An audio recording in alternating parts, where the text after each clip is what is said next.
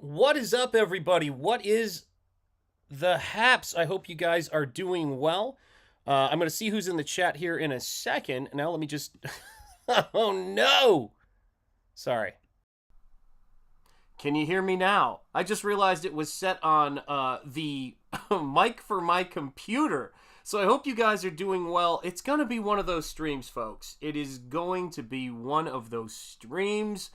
God bless you all for being here on this fabulous Sunday. I stream at 3:33 because it's my favorite number, and because I also like to watch HD trains recreationally. But that's besides the point. What is up, Michael? How are you doing? Let me see who I've got here in the chat, and then we're going to talk a little shop and laugh about the fact I got into a coughing fit right before I came in here. What is up, Prater7, Past Master Dan? It is great to see you, brother. How are you doing? Duck Bacon always puts a smile on my face. And channel member, I'm going to say it once. Channel member, I'm going to say it twice. Channel member, I'm going to say it 3 times. Mark's Music Obsession. How are you doing, guys? Crenshaw, FAO, say what? I'm at the beginning and not the last few minutes. Nice. Absolutely right. And always good to see you guys. Prater7 in the house with Duck Bacon. I like to see the camaraderie. I like to see the fellowship. I like the way you guys move. So, I don't know if you guys noticed, it's a subtle change, but it's a change at the start and at the end of these streams. And it is this, my friends, is that I had a long chat digitally with YouTube, and they basically said to me, they said, listen, buddy, here's the thing you need to pay attention to or be aware of with your viewing, with your numbers that you have on YouTube. They said, sure, you have 1,410 plus subscribers, which is wonderful. And they said this. Only 289 of those people, those amazing people, turned on their notifications, and only 171 turned on all notifications. So for that, whatever that number says, not a lot of people know you're streaming. And I said, oh no. So I put at the start of this thing, get notifications. So if you haven't clicked that bell yet, please click that bell. Encourage others to click that bell, because that is apparently the key metric that YouTube looks for in recommending all this stuff. And let me also say this, guys, because I like to start this way.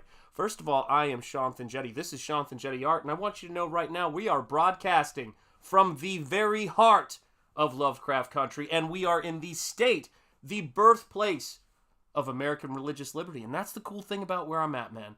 And that informs so much of what I do in Nosfero and so much of what I do in all of my work. And today, ladies and gentlemen, I am going to be working on this piece for the one, the only Mr. Monkey Boy 1969. No, but I do love him. Eric Weathers. Battle Brick Road 2. The link is in the description. Let's make it happen. Comrade Sammy in the house. Of course, Sark is here. What's up, Sark?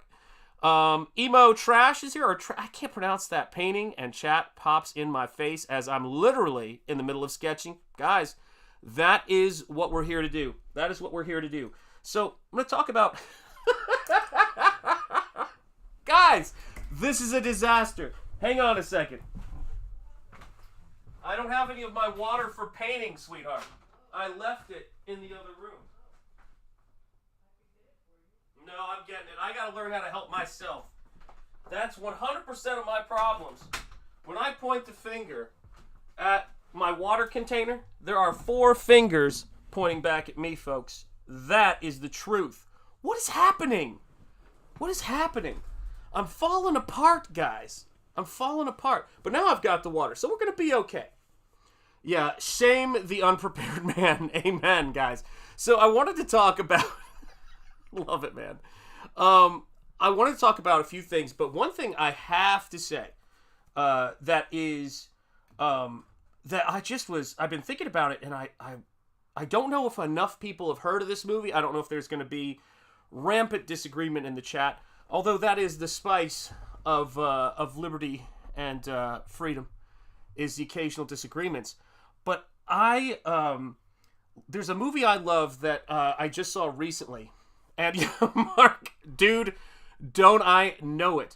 There is a movie I saw not too long ago. What's up, Phil? How are you doing? I am here, says Phil. Welcome, Phil. I actually just walked past your, the Trading card. You know what I'm talking about. There was a misprint. We did a thing for it. You know what I'm talking about. Prater 7, what is up? So I was watching this movie that is one of my favorite popcorn adaptations of a work by one of my favorite authors. I was watching the 1998 film The Man in the Iron Mask that has the aging Three Musketeers in it. It's got Gerard Depardieu. It's got John Malkovich. It's got Jeremy Irons. It's got Gabriel Byrne. And I have to tell you, that is a fantastic movie in my book. I love that movie. I don't know if any of you guys have seen that movie or are fans of that movie, but if you haven't watched it, they did a beautiful, Shout Factory did a beautiful restoration and Blu-ray release of it. And I was watching it the other day, and so much of, if you know Nosfero and you know the stuff I like, it's that stuff, that movie captures that kind of fun, the pulp. I of course, you know, I created some characters recently that I named after the Three Musketeers because I just love that stuff. It's tough to adapt his stuff. I know that the Count of Monte Cristo with Guy Pearce and all those folks is a film. Jim Caviezel and Henry Cavill, funny enough, but the book is so complicated, so brilliant, and less neatly tied up that book is a masterpiece. But The Man in the Iron Mask I really loved. Again, don't know if you've seen it, but it's worth it. I never saw that movie for some reason. I'm currently reading that book is incredible. Count of Monte Cristo. Right now, though, yes. Count of Monte Cristo has one of my favorite quotes in it. Just finished the movie. Comic book villains. Didn't even know it existed until a few days ago. I didn't know it existed until right now. I got to check that out. So, yeah, the thing about Count of Monte Cristo, it was a big influence on Nosfero's origin. And there's this quote that obviously was in French, but this quote when translated to English, which was, "What would I have become if I had not suffered the sort of imprisonment, the wrongful imprisonment that I had?" He said from something like to the effect of, "From storms there came lightning, from lightning there came electricity, and from electricity there became illumination." And that's the kind of amazing, romantic, inspiring literature that gets me excited, or as Gary Oldman said in Leon the Professional, really gets my juices flowing. So powerful. See, that's Christopher Walken. I can't do Gary Oldman or Christopher Walken, so I just do this terrible imitation. God help me. But I really love that movie. I really enjoy it. Gabriel Byrne is fantastic in it. John Malkovich as a outraged and wronged and grieving father is fantastic in that movie. And it really captures this wonderful spirit of adventure. And, you know, you've got amazing people like Douglas Fairbanks Sr. who have done their take on Three Musketeers and Zorro. So there's a rich cinematic history in terms of those adaptations. But I really enjoy that one. I really enjoy, The Man in the Iron Mask. Think about Nosfero for a second, guys. That's a huge part of what that character is about. He is the Philippe character in that movie. And yeah, again, shout out to channel member Mark's Music Obsession. Moromi, how are you doing, my friend? It is great to see you. And hopefully you got a tracking number recently. Everyone! I love that movie, man. That used to be my opening for the longest time, man. Oh yeah, there's a new series. You have to do it as a series, Prater 7. That's smart that they're doing that. They're doing a series based on Count of Monte Cristo. Because Count of Monte Cristo, I don't know this for sure, but the Civil War general who wrote the story of Ben-Hur, A Tale of Christ, which is one of the greatest, is the greatest as far as I'm concerned, Charlton Heston movie, and one of the greatest movies of all time. He wrote that story, and a Civil War general wrote that book, for starters. Let's think on that for a second. But it to me feels like it's very, very influenced by the Count of Monte Cristo. There's no getting around it, because it's this idea of false imprisonment, and then you go on this journey of revenge. But the big realization in all of these situations is, what do you do when you get done with revenge? They even reference that in The Princess Bride. You spend your entire life on revenge, and it's like, when does it end? It's incredible, man. Incredible stuff. Incomprehensible, says Past Master Dan. You're saying Three Musketeers, but my brain keeps thinking Inigo Montoya for The Princess Bride. It's actually true. It's absolutely what it is. Yeah, the Guy Pearce movie is great, but it cuts a lot out. Yeah, and it has to. I'm just glad it makes it to the screen. You know, when any of this stuff makes it to the screen, whether it's Lord of the Rings or, you know, Count of Monte Cristo, if it gets one person to check those books out, it's done its job. And it's the same thing with comics, which we're here to talk about and celebrate, as always, and art. If one person gets inspired watching this stuff to buy a comic book or to go to a museum, you know, or, you know, to back Nosfero or to get into comics, that to me is the best stuff that could ever come out of this. The fact that people see these streams, you guys share these streams out, let people know about them, and then people back Nosfero as I was boxing, you know, books before I started the stream. It's overwhelming because comics really changed my life, and I did not have them. I know some of you guys, and this is fantastic, some of you guys had family members who were into comics, like a parent or an uncle or a cousin who passed it on to you. I had a friend at school named Zach, and Zach's brother was crazy into comics, passed it down to him, and then Zach brought to school Teenage Mutant Ninja Turtles, the first trade paperback that First Publishing put out of the Mirage books, and I wouldn't be here without it. Cranberry Langers, what's up? Hey, Mr. Enjetti, painting stuff. Channel member Cranberry Langers, it is great to see you, brother. I had a fun time putting that in the mail, let me tell you.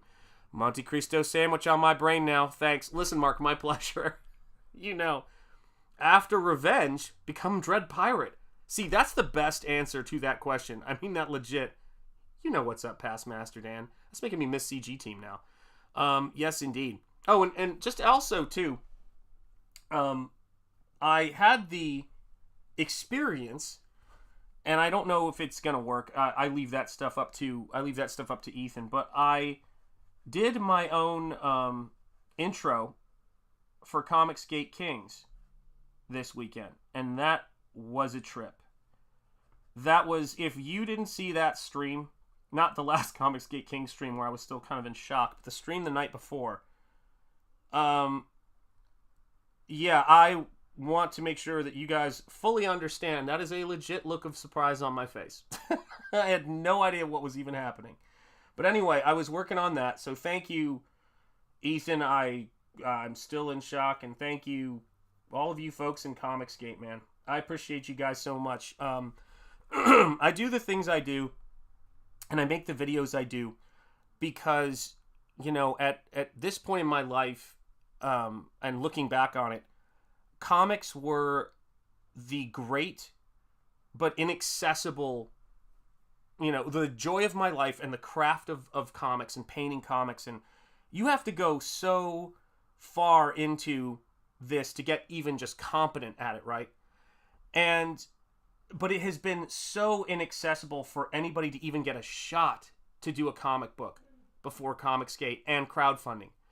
And the fact that this space exists is something that's never lost on me, ever.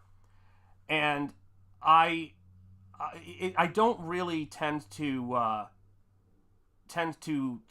think past the fact that I've got an amazing, you know, wife who supports me in all of this stuff, and that I've got, you know, artists and writer and creator friends who, you know, share their thoughts with me, and I've got all of you guys to hang out with and do things with, and talk about art and talk about things like Alexandre Dumas and all that stuff. So when stuff like that happens, I am sincerely, excuse me, I am sincerely surprised because, you know, I mean, I've done 2 art books, but I had and worked in different fields, including comics, but I had no idea how Nosfero was going to do. So when I'm packing these books up for you guys, and I'm thinking about the stuff I want to do with, Nosfero 2 and the Second Chance campaign, which I was actually working on the cover layout for the art-only edition, so it'll just be wordless.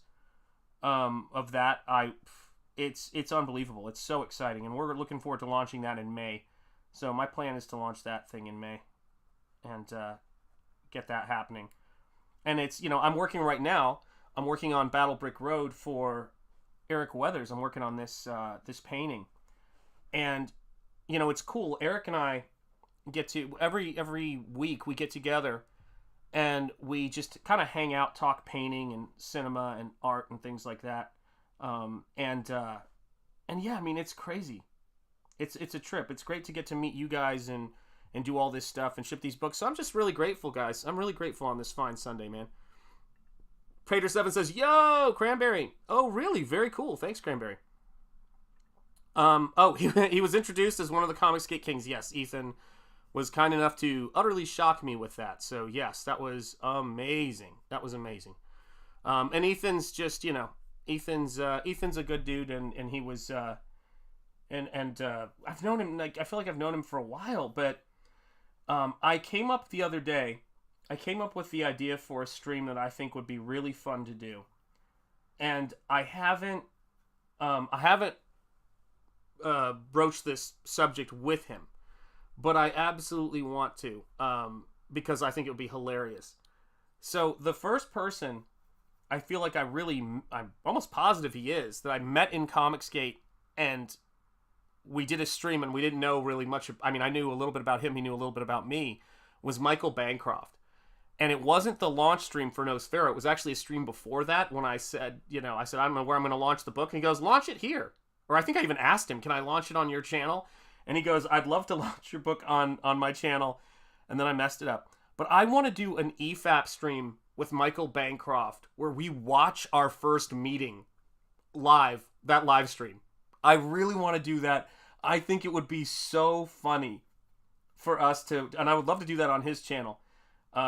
If he's up for it, to do a watching of our first meeting, because I've known that guy. It feels like I've known him forever, but it's wild. Like I met Eric Weathers on CG Team.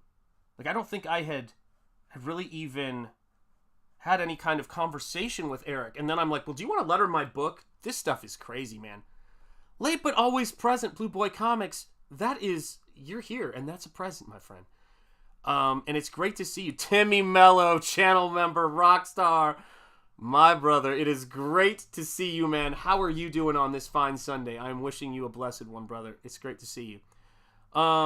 Yeah, he is. He absolutely is. Except for our friendship, and then, right? Isn't that what we get? I mean, it's so... Oh my gosh, we went out to dinner with some friends of ours and we were talking about this stuff. So if you just recently came in, guys, I had a chat with YouTube about videos, and it didn't answer all of my questions, but one of the big things they said is they go, look, if you have this many subscribers and nobody has clicked the bell for notifications, then that's the biggest metric that YouTube looks at to see seriousness of engagement. So all of you guys showing up to streams and all that stuff is amazing. It's great. All of you guys leaving comments. Especially you, Cranberry Landers, is always leaving comments. Almost every video I do, he leaves a comment. So God bless you. But that is the metric that they will always come back on me for. It's like, well, we're not putting your videos out there because, even your own fan base isn't that engaged. And I can see it from that standpoint. So if you would, and if you haven't, click that bell for notifications, because it really does make a huge difference. A huge difference to them. And I told them, I go, I'm on this platform to promote books and get the message out there and to get people to see this stuff and to be excited. Listen, man, you know how it is, Cranberry Landers. You know how it is, brother. Much love. Yeah, he's a great human being, Michael Bancroft is. Cool guy. Yes, he is. St. Croft. That's right, man. But I would love to do a stream with Michael talking about, or just watching it and laughing, because I told him on one of his streams, I don't even remember which one it was, that until the Lucent 2 launched, I was going to play that trailer every single episode of my show. And I think I almost did. I think there were probably a couple of weird streams where I didn't play any trailers or things like that. And then there was the crazy stream with a lot of really unfortunate things going on. And some of you guys were there. That was a weird one. Just bots doing their bot thing. But yeah, man, it's like Michael and I have known each other in Comicsgate for a very long time, and you know, him and I have swapped stories about art and design and our love of poetry. We have a very similar vibe about that stuff, so that's one of the things that I love about Andy. Oh my gosh, sorry, I just tried to click on it and missed. Andy Contreras, I got my book. I appreciate. Oh my gosh, I'm so glad to hear it. The trading cards look gorgeous. I'll be sure to read it this week. Oh gosh, Andy, thank you so much for supporting us. Thank you for backing it, my friend. I appreciate you. Oh, that puts a smile on my face. You know, guys, this room I'm in that I stream out of, that I work out of, is like, what? I don't even know what this is. Like, maybe 10 foot by 12 foot. And all of the books I have to pack, all my art supplies, all my streaming stuff, it's all in this very small space. And sometimes one of the most uplifting things I see is people saying they're receiving the books on Twitter. That's why I like fulfilling and I take so much care in packing the boxes, because that's the part where it really is all worth it. You know, that's what makes it worth it, is you guys getting the book. Much love, and thank you again, Andy, for sharing that news. I really do appreciate it, man. I really do appreciate it. I went over that print job to the extent that is possible with a fine-tooth comb, and that was a big aspect of it. Let's see if I can find my I need some reference for this chimp that I'm trying to paint. Download. Where do I have it? I have a whole folder of Battle Brick Road reference, just so I can keep things straight here with this here. Let me see. But yeah, I mean, it's a pretty powerful thing that we're making comics here. It's a pretty powerful thing. Like, I was watching because you know what's weird, and we'll get to this in a sec, but I feel as though racing, you know, is getting huge right now. Like, my son was talking to me about Formula One racing. Ethan, of course, and congratulations, Camelcast, for coming in 17th place, I think. Ethan's got a car. There's all this energy around racing, and it reminded me of the 80s. And it reminded me of Richard Petty and all of the, you know, STP, you know, Matchbox cars I had and everything like that. So I think something's going on, and it's really cool to see that kind of stuff. But man, that is just craziness. Just craziness. I loved seeing that car out there, and that was great. And I love seeing people, you know, kind of getting to live their dream. And I know that was a major dream for him, was automotive racing. So that's fantastic. It is so great to see that. Let me see here. Stephen Rockwood Drawing, my brother, the Alpha, the Omega channel member. Thank you, sir.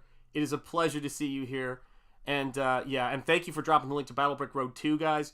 This is going to be in the print book. I am very, very happy to see. I know, Mark, it's very soon.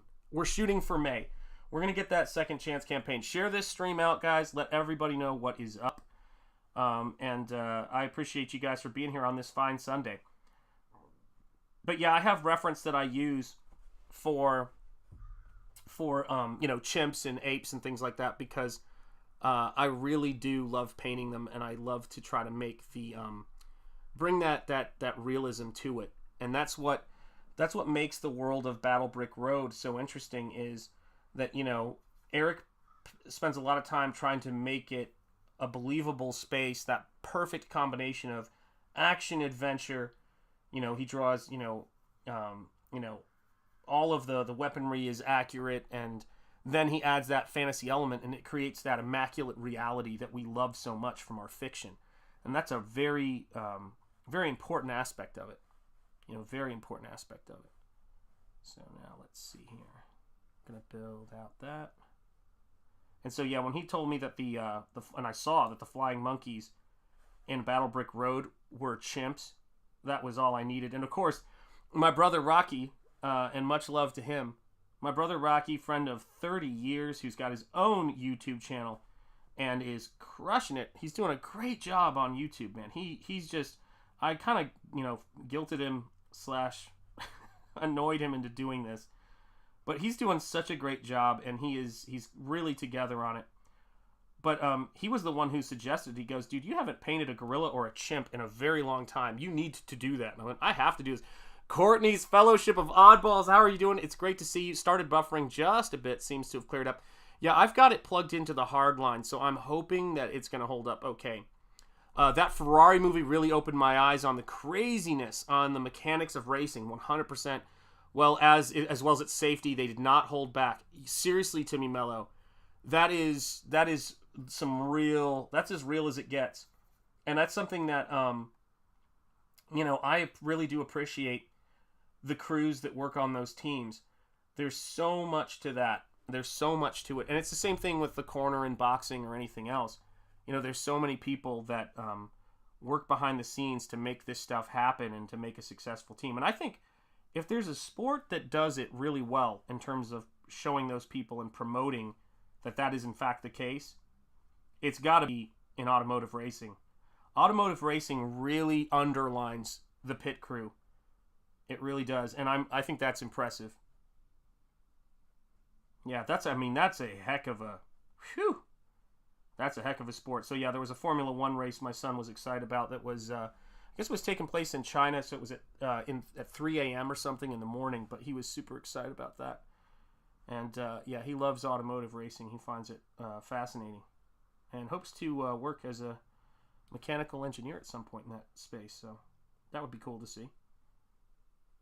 I was thinking about this last night. I was thinking, how cool would it be to have a son who could fix your car? That'd be great. That's all.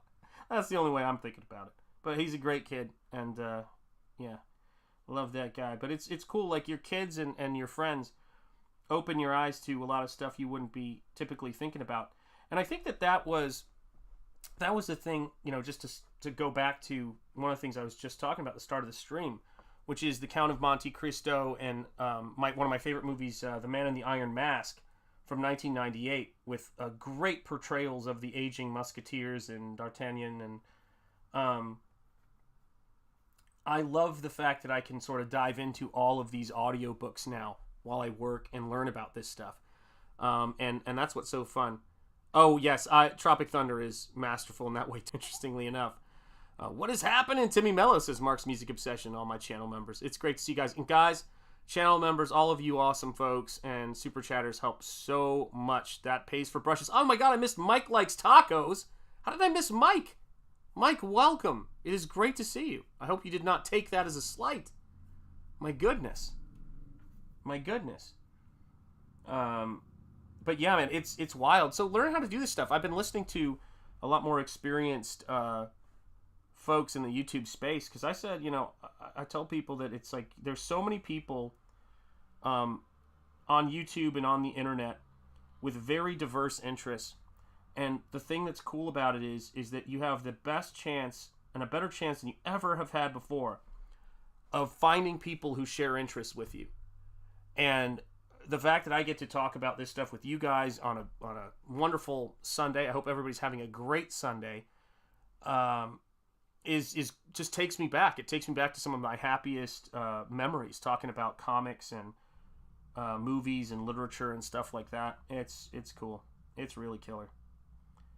Yeah, that's what I love about this space. And yeah, I've been working on a bunch of stuff for this channel, and updating stuff, and also working on the Second Chance campaign for Nosfero, because I know a lot of people are seeing you guys get it now, who've got that first edition, that first printing, and they're going, oh man, I want to be able to get that. So I'm here to make that happen for you guys, so don't you worry. We're going to get that Second Chance. Mike is here, thank goodness. That's right. I think 98 was the height of the 35mm film set. You're absolutely right. I think it was 100%. Yeah, it's a crazy good movie. Crazy good movie. I had a great weekend. I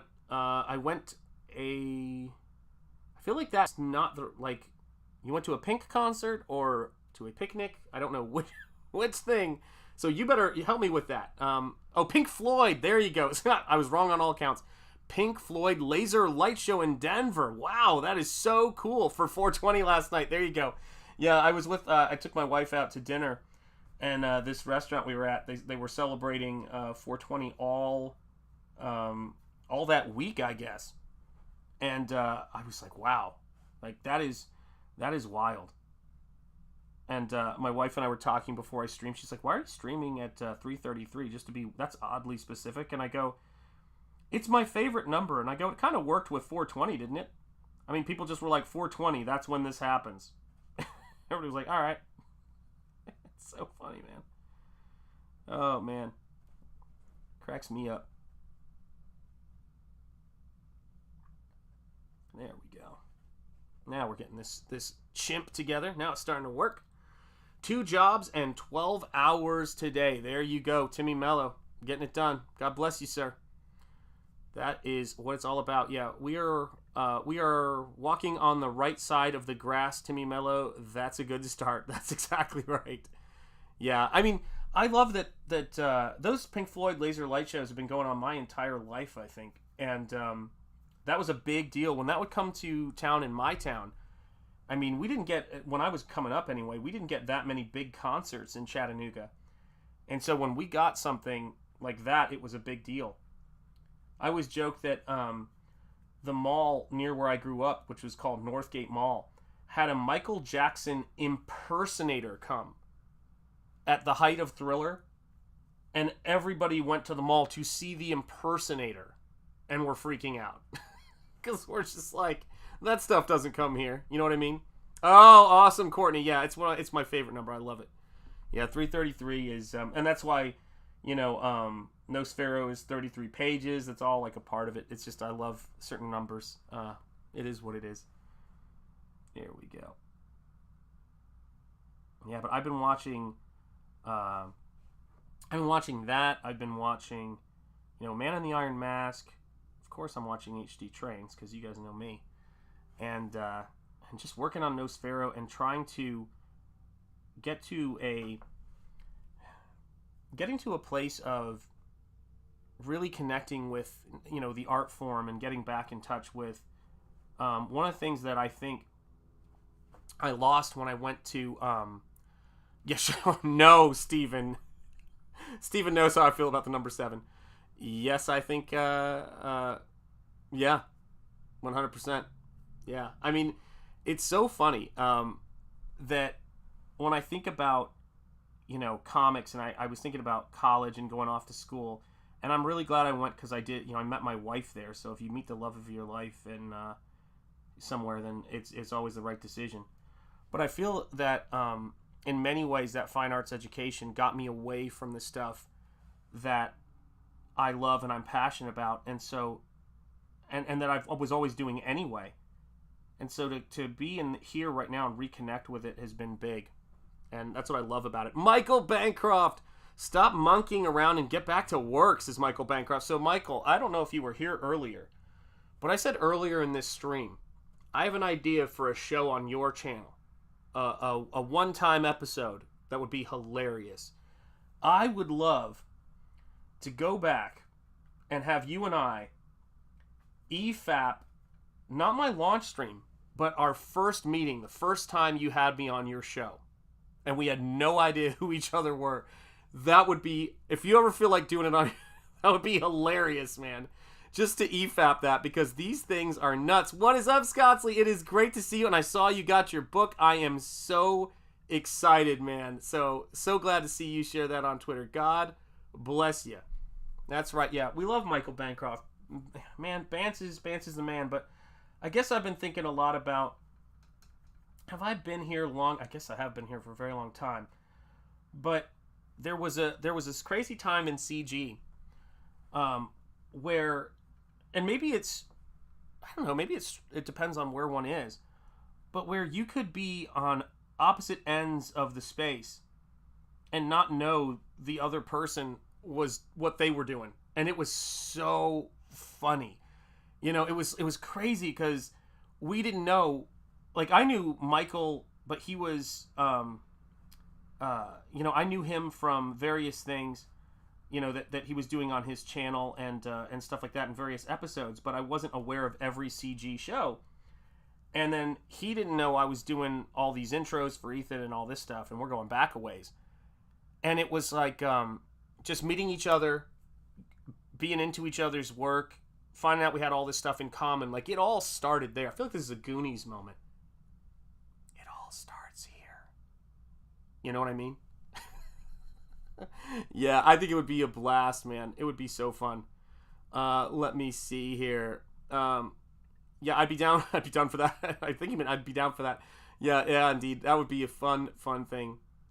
Yeah. Oh, you guys are having a good. John is here. John, it's great to see you. How are you doing, brother? And Eric Huffles is here in the house. Great to see you, Eric. Yeah, guys, I was talking before.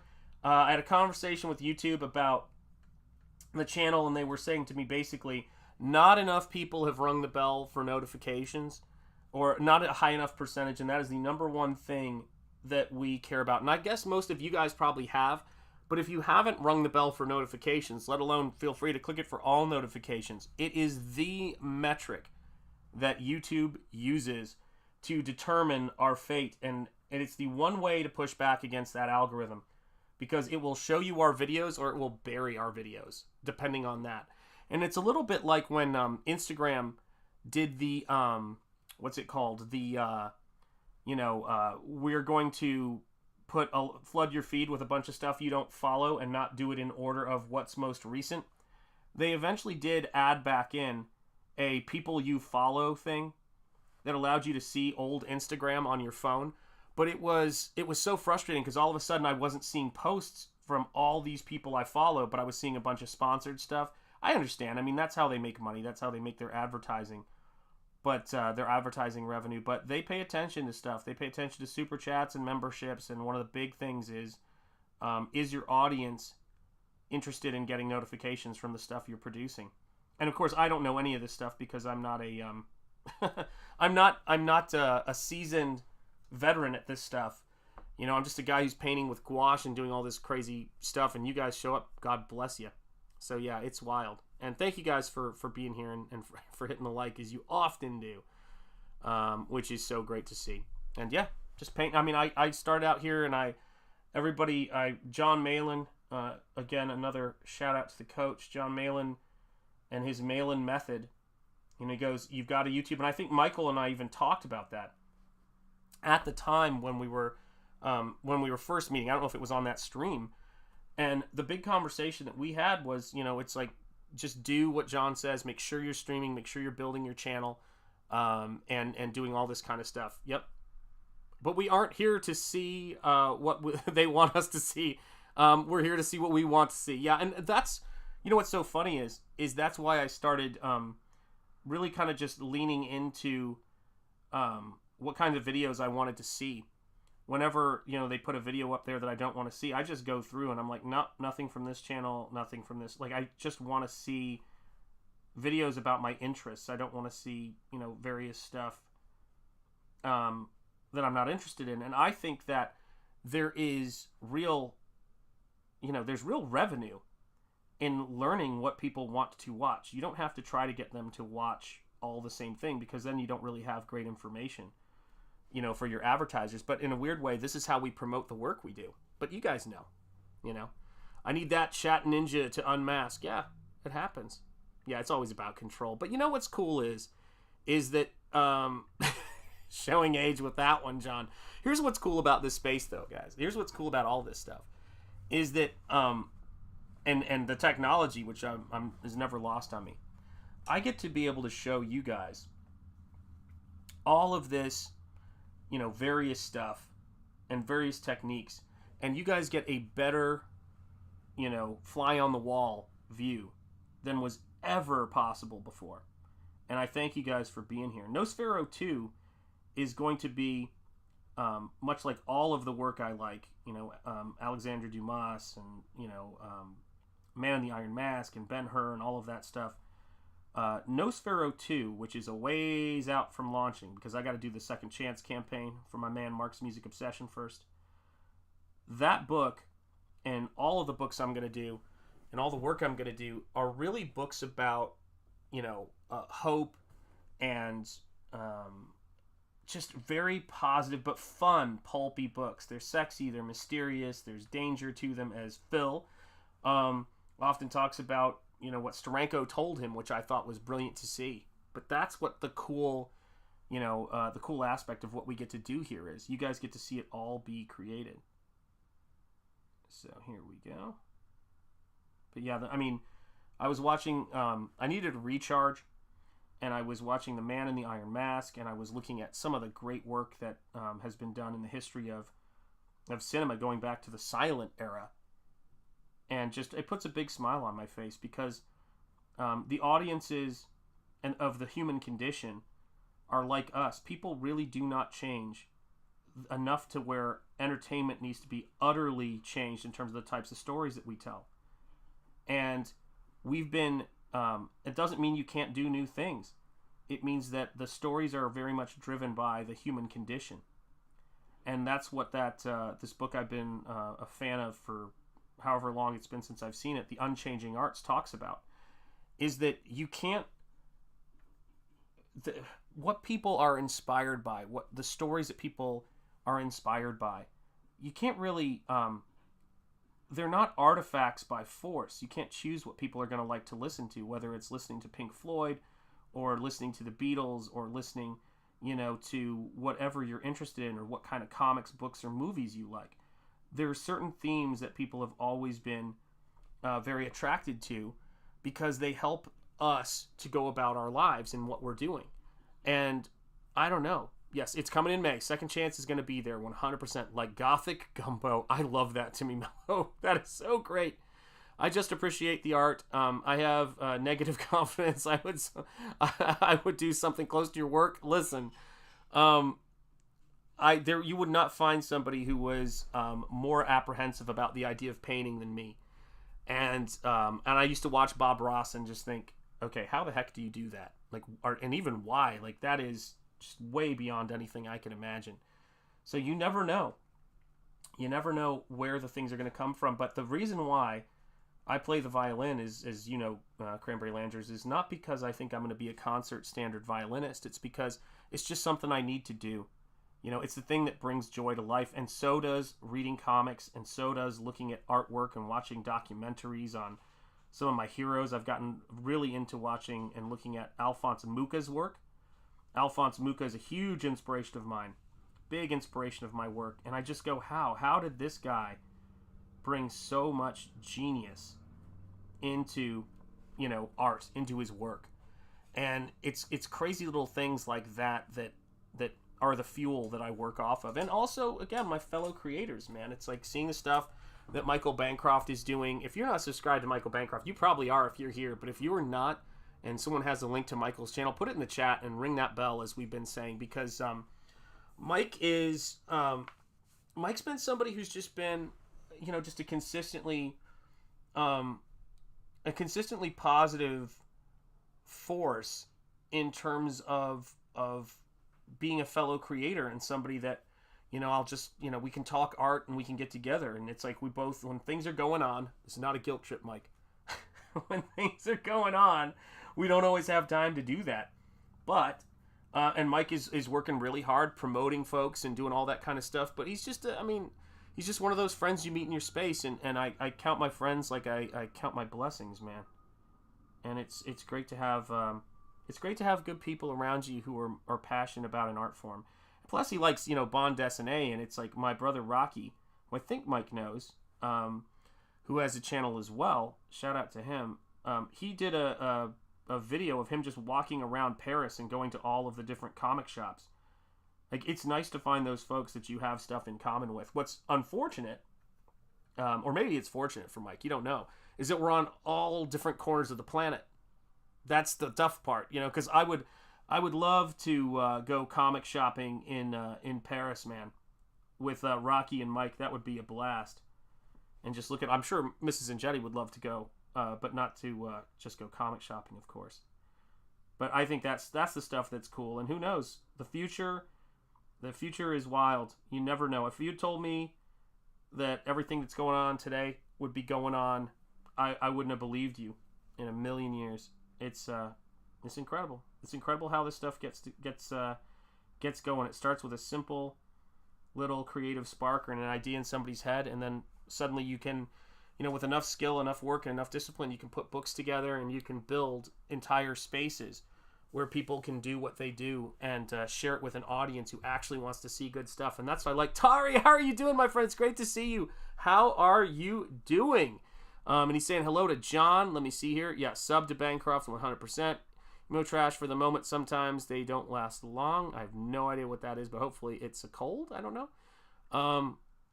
You've revealed your hand. The very fact that you responded has shown your fact here. That's right.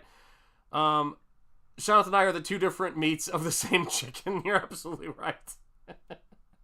I love it. Shanth, the man, how are you doing? How are you doing, brother? It is great to see you. Long time no see, man. You always put a smile on my face when I see you in the chat, man. I hope you're doing well. I am doing great. I'm doing great, man. It's everybody's reasonably healthy, and we're working away, and we're doing what we do here, guys.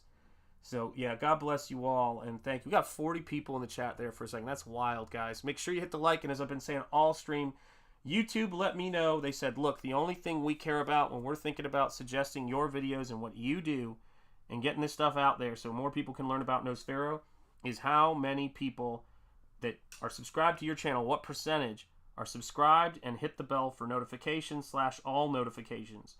Now, I probably do that when I'm on other channels by accident. So I don't know exactly how all that, what that all, I want to say I don't know what it means, but I really am not 100% positive.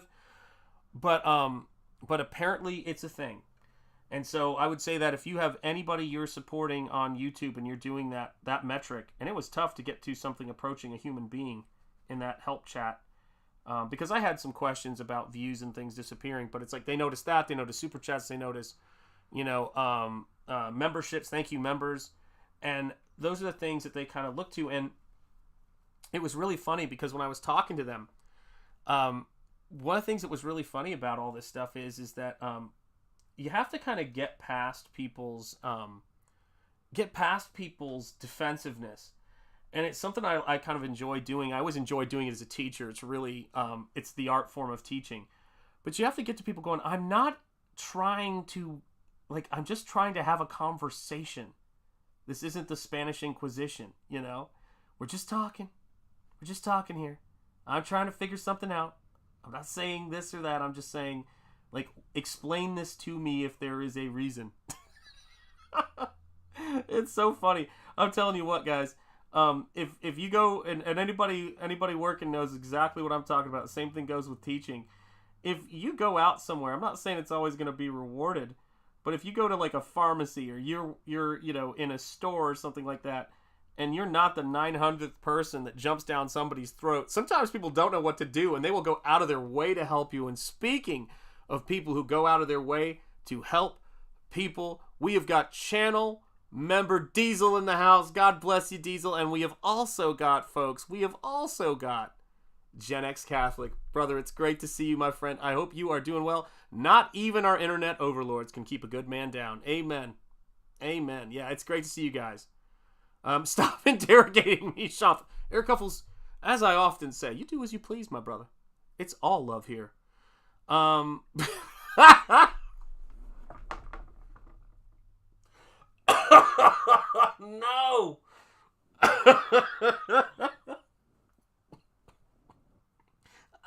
Oh, no.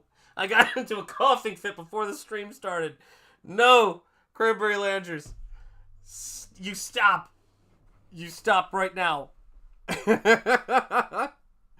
Oh my gosh. Michael, I hope you saw that chat. I hope you saw that. That was beautiful.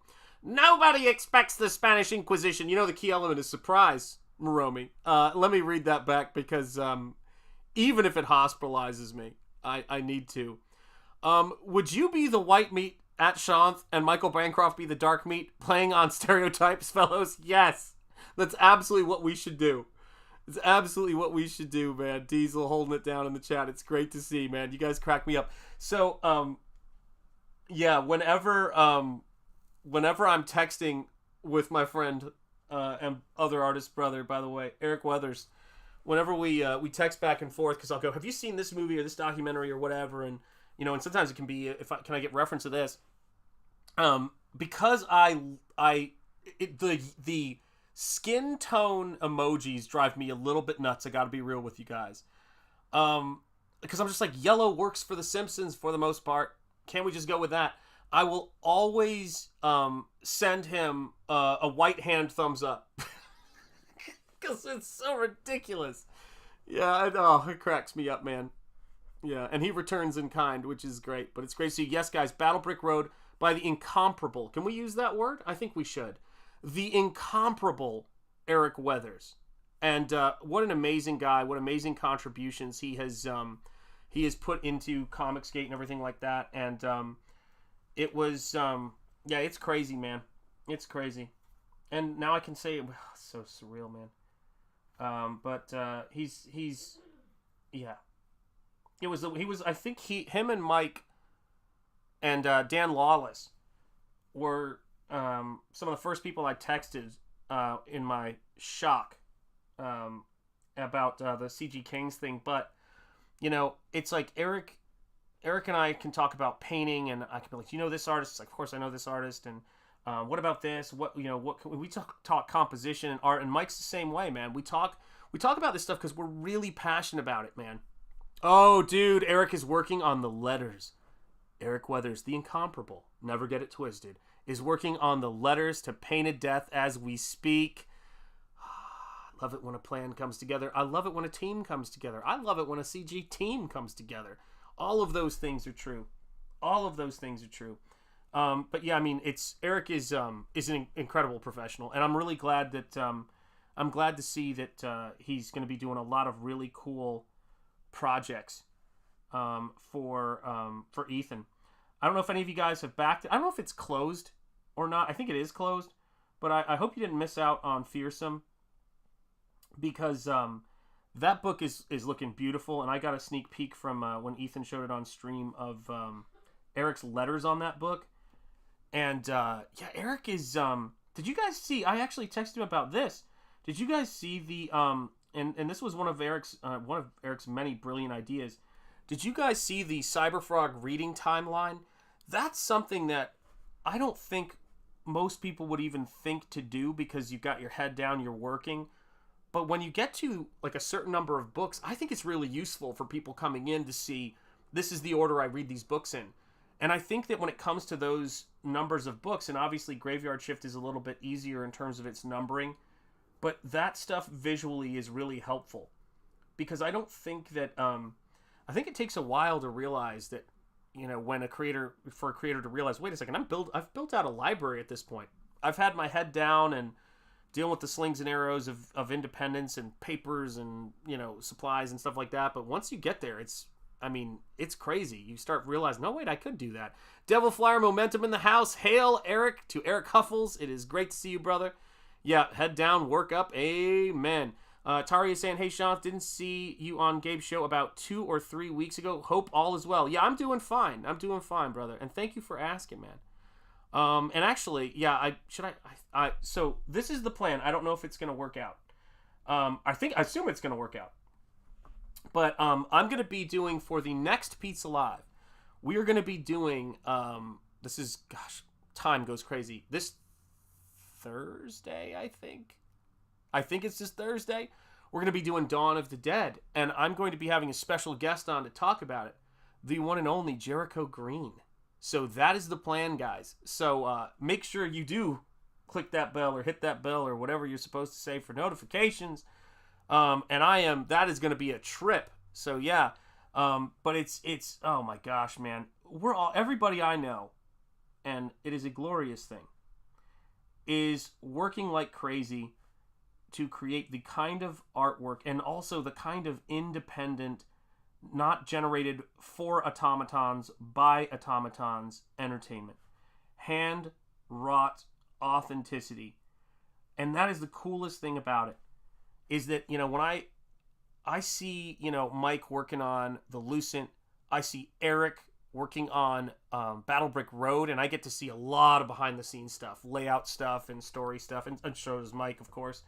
You know, what him and Zeb are doing on that book, and what, you know, Mike is doing with the Lucent, with Joe working on the Lucent, I should say, I gotta include Joe in that, is incredible, man.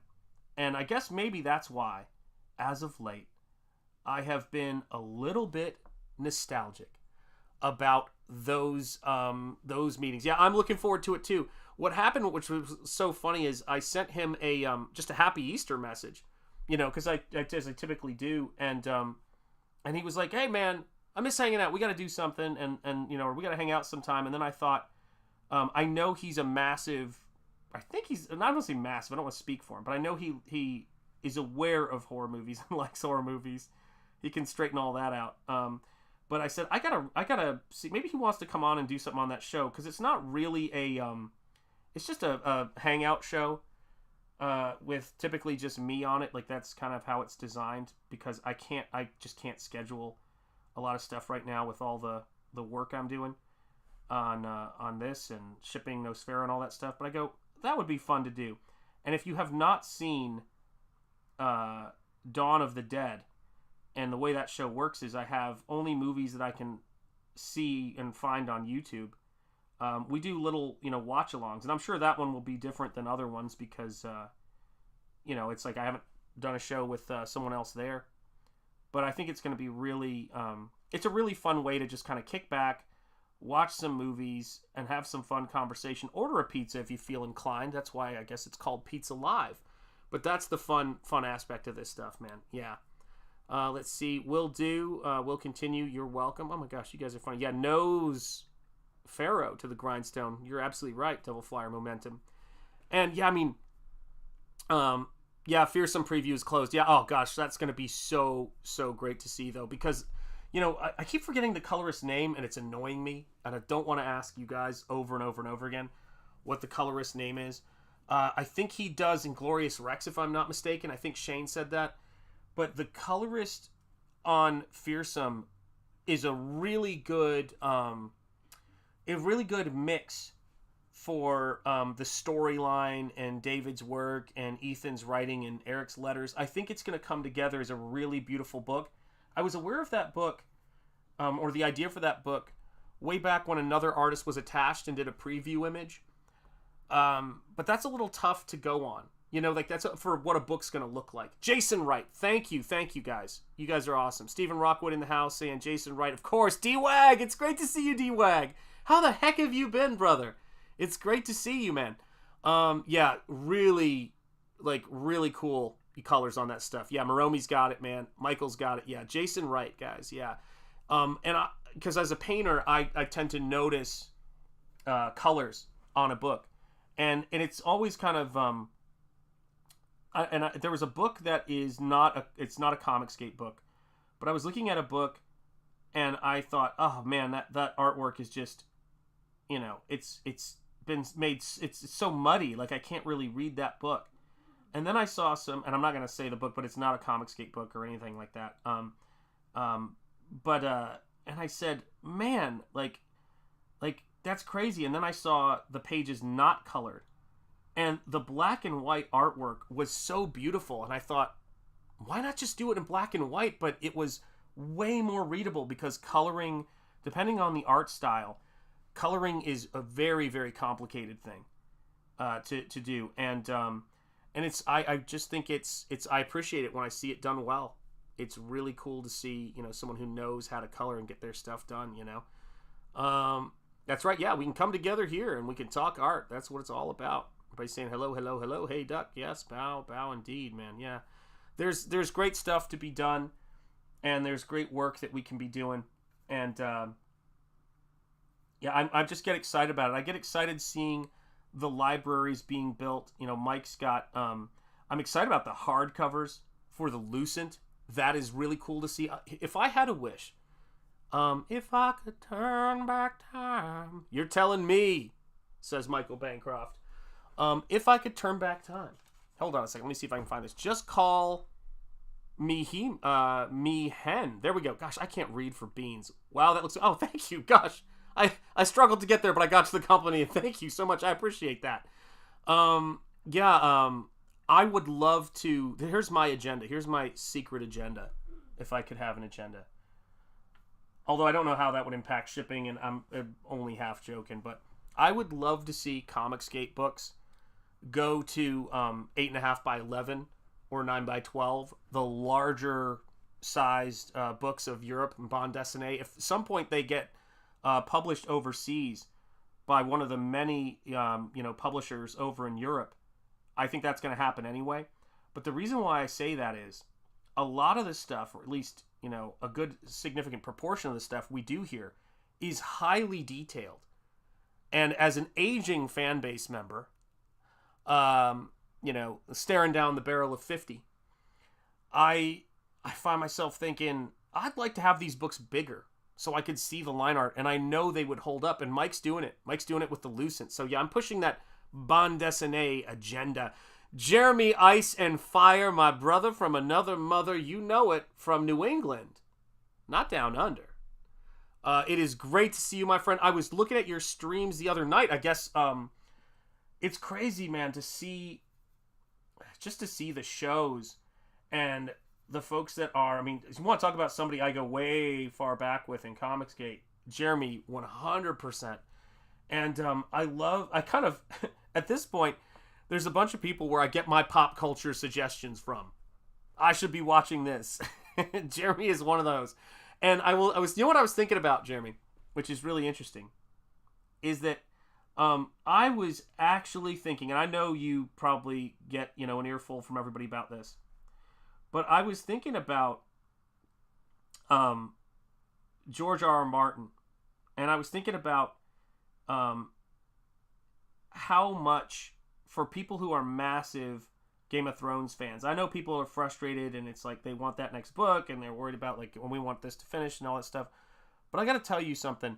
It is incredible to create something on the scale that George R.R. Martin did that's affected so many people.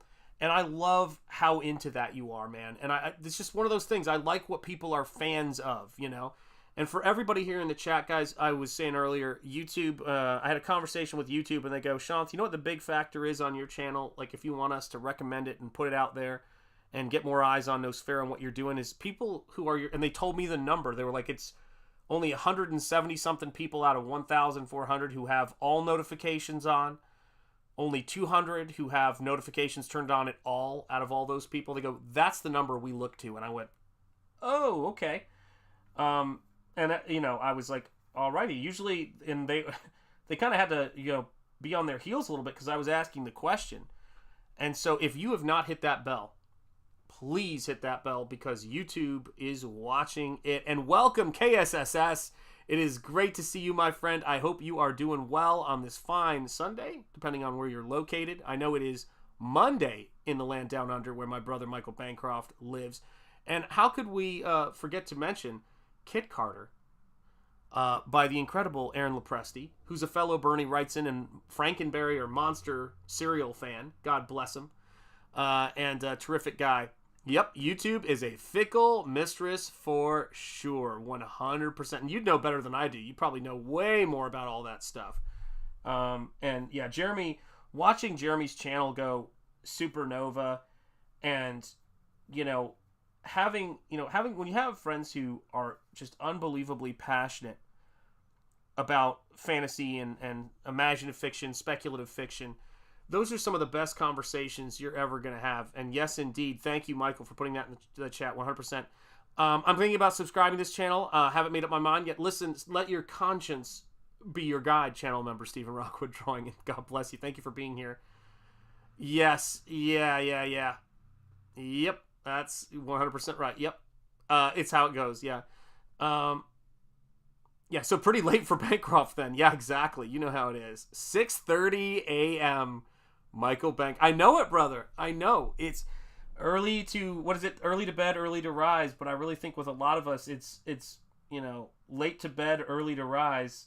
And that's what it is when you're doing this stuff. But Mike's Lucent hardcovers, I think, are and maybe he'll correct me on this, they're very much for me, I've got to get a hold of all that stuff. It's they're the definitive way, I think, to read that stuff, because Mike is not only telling a story on a very large and broad scale, it's very much in the European tradition. It's very much inspired by the stuff that him and I both like. Oh, and that reminds me, something I want to make sure I talk about right now and share with you guys, because it put a big smile on my face. So I'm always When we made this room my workspace because I did not want it taken over the house, I moved. We were moving a bunch of stuff around. Things were crazy, and I lost a collection of books that I've had for a very long time, where I could get at them, and I had no idea where I put them.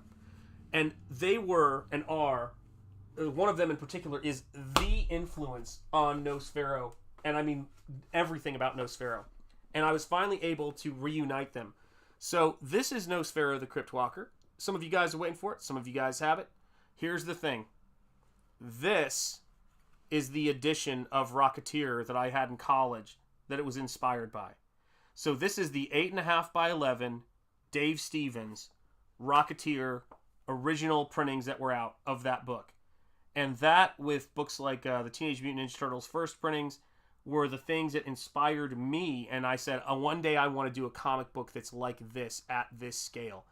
And I love this book so much. It was such a huge influence on me and the direction I went that not only, this is the funny part, not only do I own a copy of it, I own more than this actually. I don't know where they all went, but I own 2 or 3 copies of this book.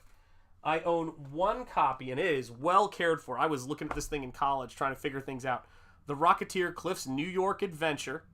So I have this, which is also 8.5 by 11, and I was like, one day, there's that poster. I think Cecil had a poster of that he loved. But here's the Kaluta and Dave Stevens stuff. This is the stuff that was really influential to me. And not only do I have that, I have the hardcover edition of that book that was put out that I don't even think it contains the full story. And it's colored in this very bizarre, and you can see Dave Stevens is figuring out his drawing style. I don't know if I'm getting bad reflections there, but that's off register in it. I think this might have been a British edition, but look at, it's off register. That's weird. I feel like I get a headache when I look at that side of it. But Dave is like figuring out his style and drawing comics. Look at this stuff.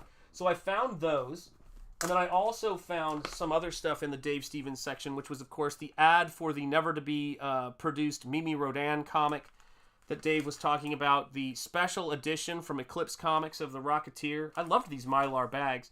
The Rocketeer on the Spot with Missing Man by Steve Ditko from Pacific Comics Presents.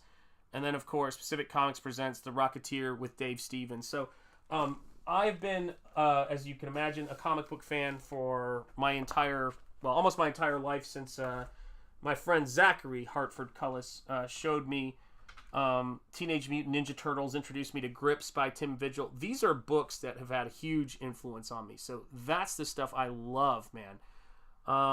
And so that was it was off register, Devil. It was crazy. Like, I got a headache. I was like, is this 3D? What is that, man? It was a trip. Actually,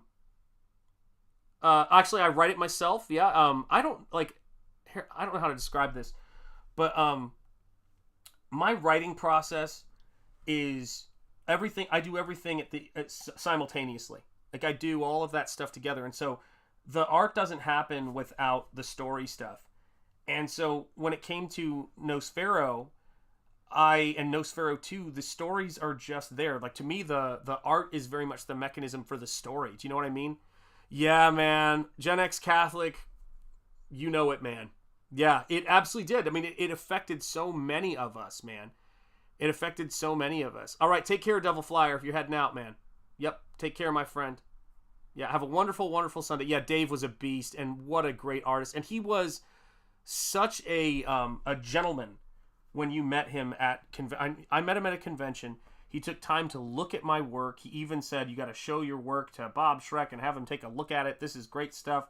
But he just took the time to talk to me as a young artist about my work. And I kind of feel as though a big part of, for my time as a teacher, was inspired by the positive impact I had when artists at comic conventions would take time to talk to me about my work when I was younger. And I remember thinking, that's a way that I can pay that forward.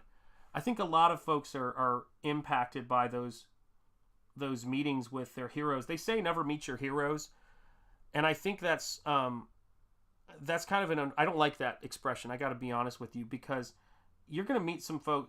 You're going to have the same mixture of people that are positive in any particular sphere, right? And you're going to have a high school teacher or somebody in your life, or a teacher who changes your life, and you're going to have one who you wish you didn't have. But that's the risk of sort of going out there. Your heroes and their exceptional skills, even if it's just meeting them to say thank you for what you did, and that is all you get. Doesn't matter what kind of day they're having. And I guess maybe, Jeremy, that's what I was thinking about with George R.R. Martin and how much he's given to people, and how kind of unfortunate it is that that's not the emphasis he's experiencing right now. But it's always worth doing. And my heroes, whether it was Todd McFarlane or Dave Stevens, and even when I met Mike Allred, they were all really amazing folks. And I think that I've heard the similar stories about Jack Kirby.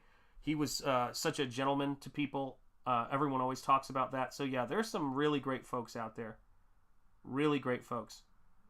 And I think that's the fun of this stuff. That's why we want to go and get a chance to meet you guys face to face, when we get a chance to, because that's how we connect with you guys, just like streaming. Yeah, meet your heroes, but remember they are human. Absolutely right. How do you approach your heroes is likely how you will be received. Yeah, that's very true, actually, yeah. I can't meet most of my heroes. Sadly, most have passed away too soon. I know. I think about that a lot, too, which is why I always have to say it, yeah. Yeah, put our heads in the right place. 100% true. Yep, absolutely. Moss, welcome. Great to see you. Mainline need for comics. I think they need support groups for that. Yes, absolutely. Yeah. Let me see here. Hail Shanth in chat. Hail Paulus Arts. It is great to see you guys. And again, as I have been saying all stream long, YouTube was kind enough to let me know that their biggest metric for pushing videos, the only thing they care about is, obviously they love liking, subscribing, channel memberships, all of that stuff. But they go to that bell and they look to see how many of your subscribers have hit that bell for notifications, and that tells them how they want to push videos and whether they want videos to be in people's feeds. That of course affects everything. So if you have not, and if you are willing to do so, make sure you hit the like, make sure you are subscribed to this channel, but make sure you hit that bell for notifications, because the way that I'm going to be able to keep doing what I'm doing and to keep making this stuff is largely based on if it gets out there. And I probably do that as a reflex, because I do get notifications for the stuff I follow, but it's something I just, for whatever reason, my brain doesn't think in those terms, so I have a tendency to watch the stuff I watch and check my subscriptions. So I don't know how it all works, but what are you gonna do? Favorite single of all time, single comic of all time, go. Oh, that's a piece of cake. Yeah, I can do that. Hang on. Everybody in the chat, favorite single comic of all time.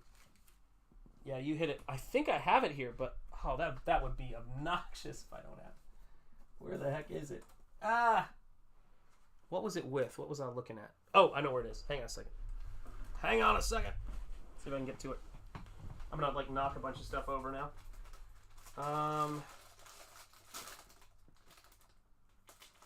Even though it is a reprint, I'm still gonna have to say this has got to be it's got to be close to number one. So I'm gonna say it's. Oh, actually, you know what? Darn it! It's not number one.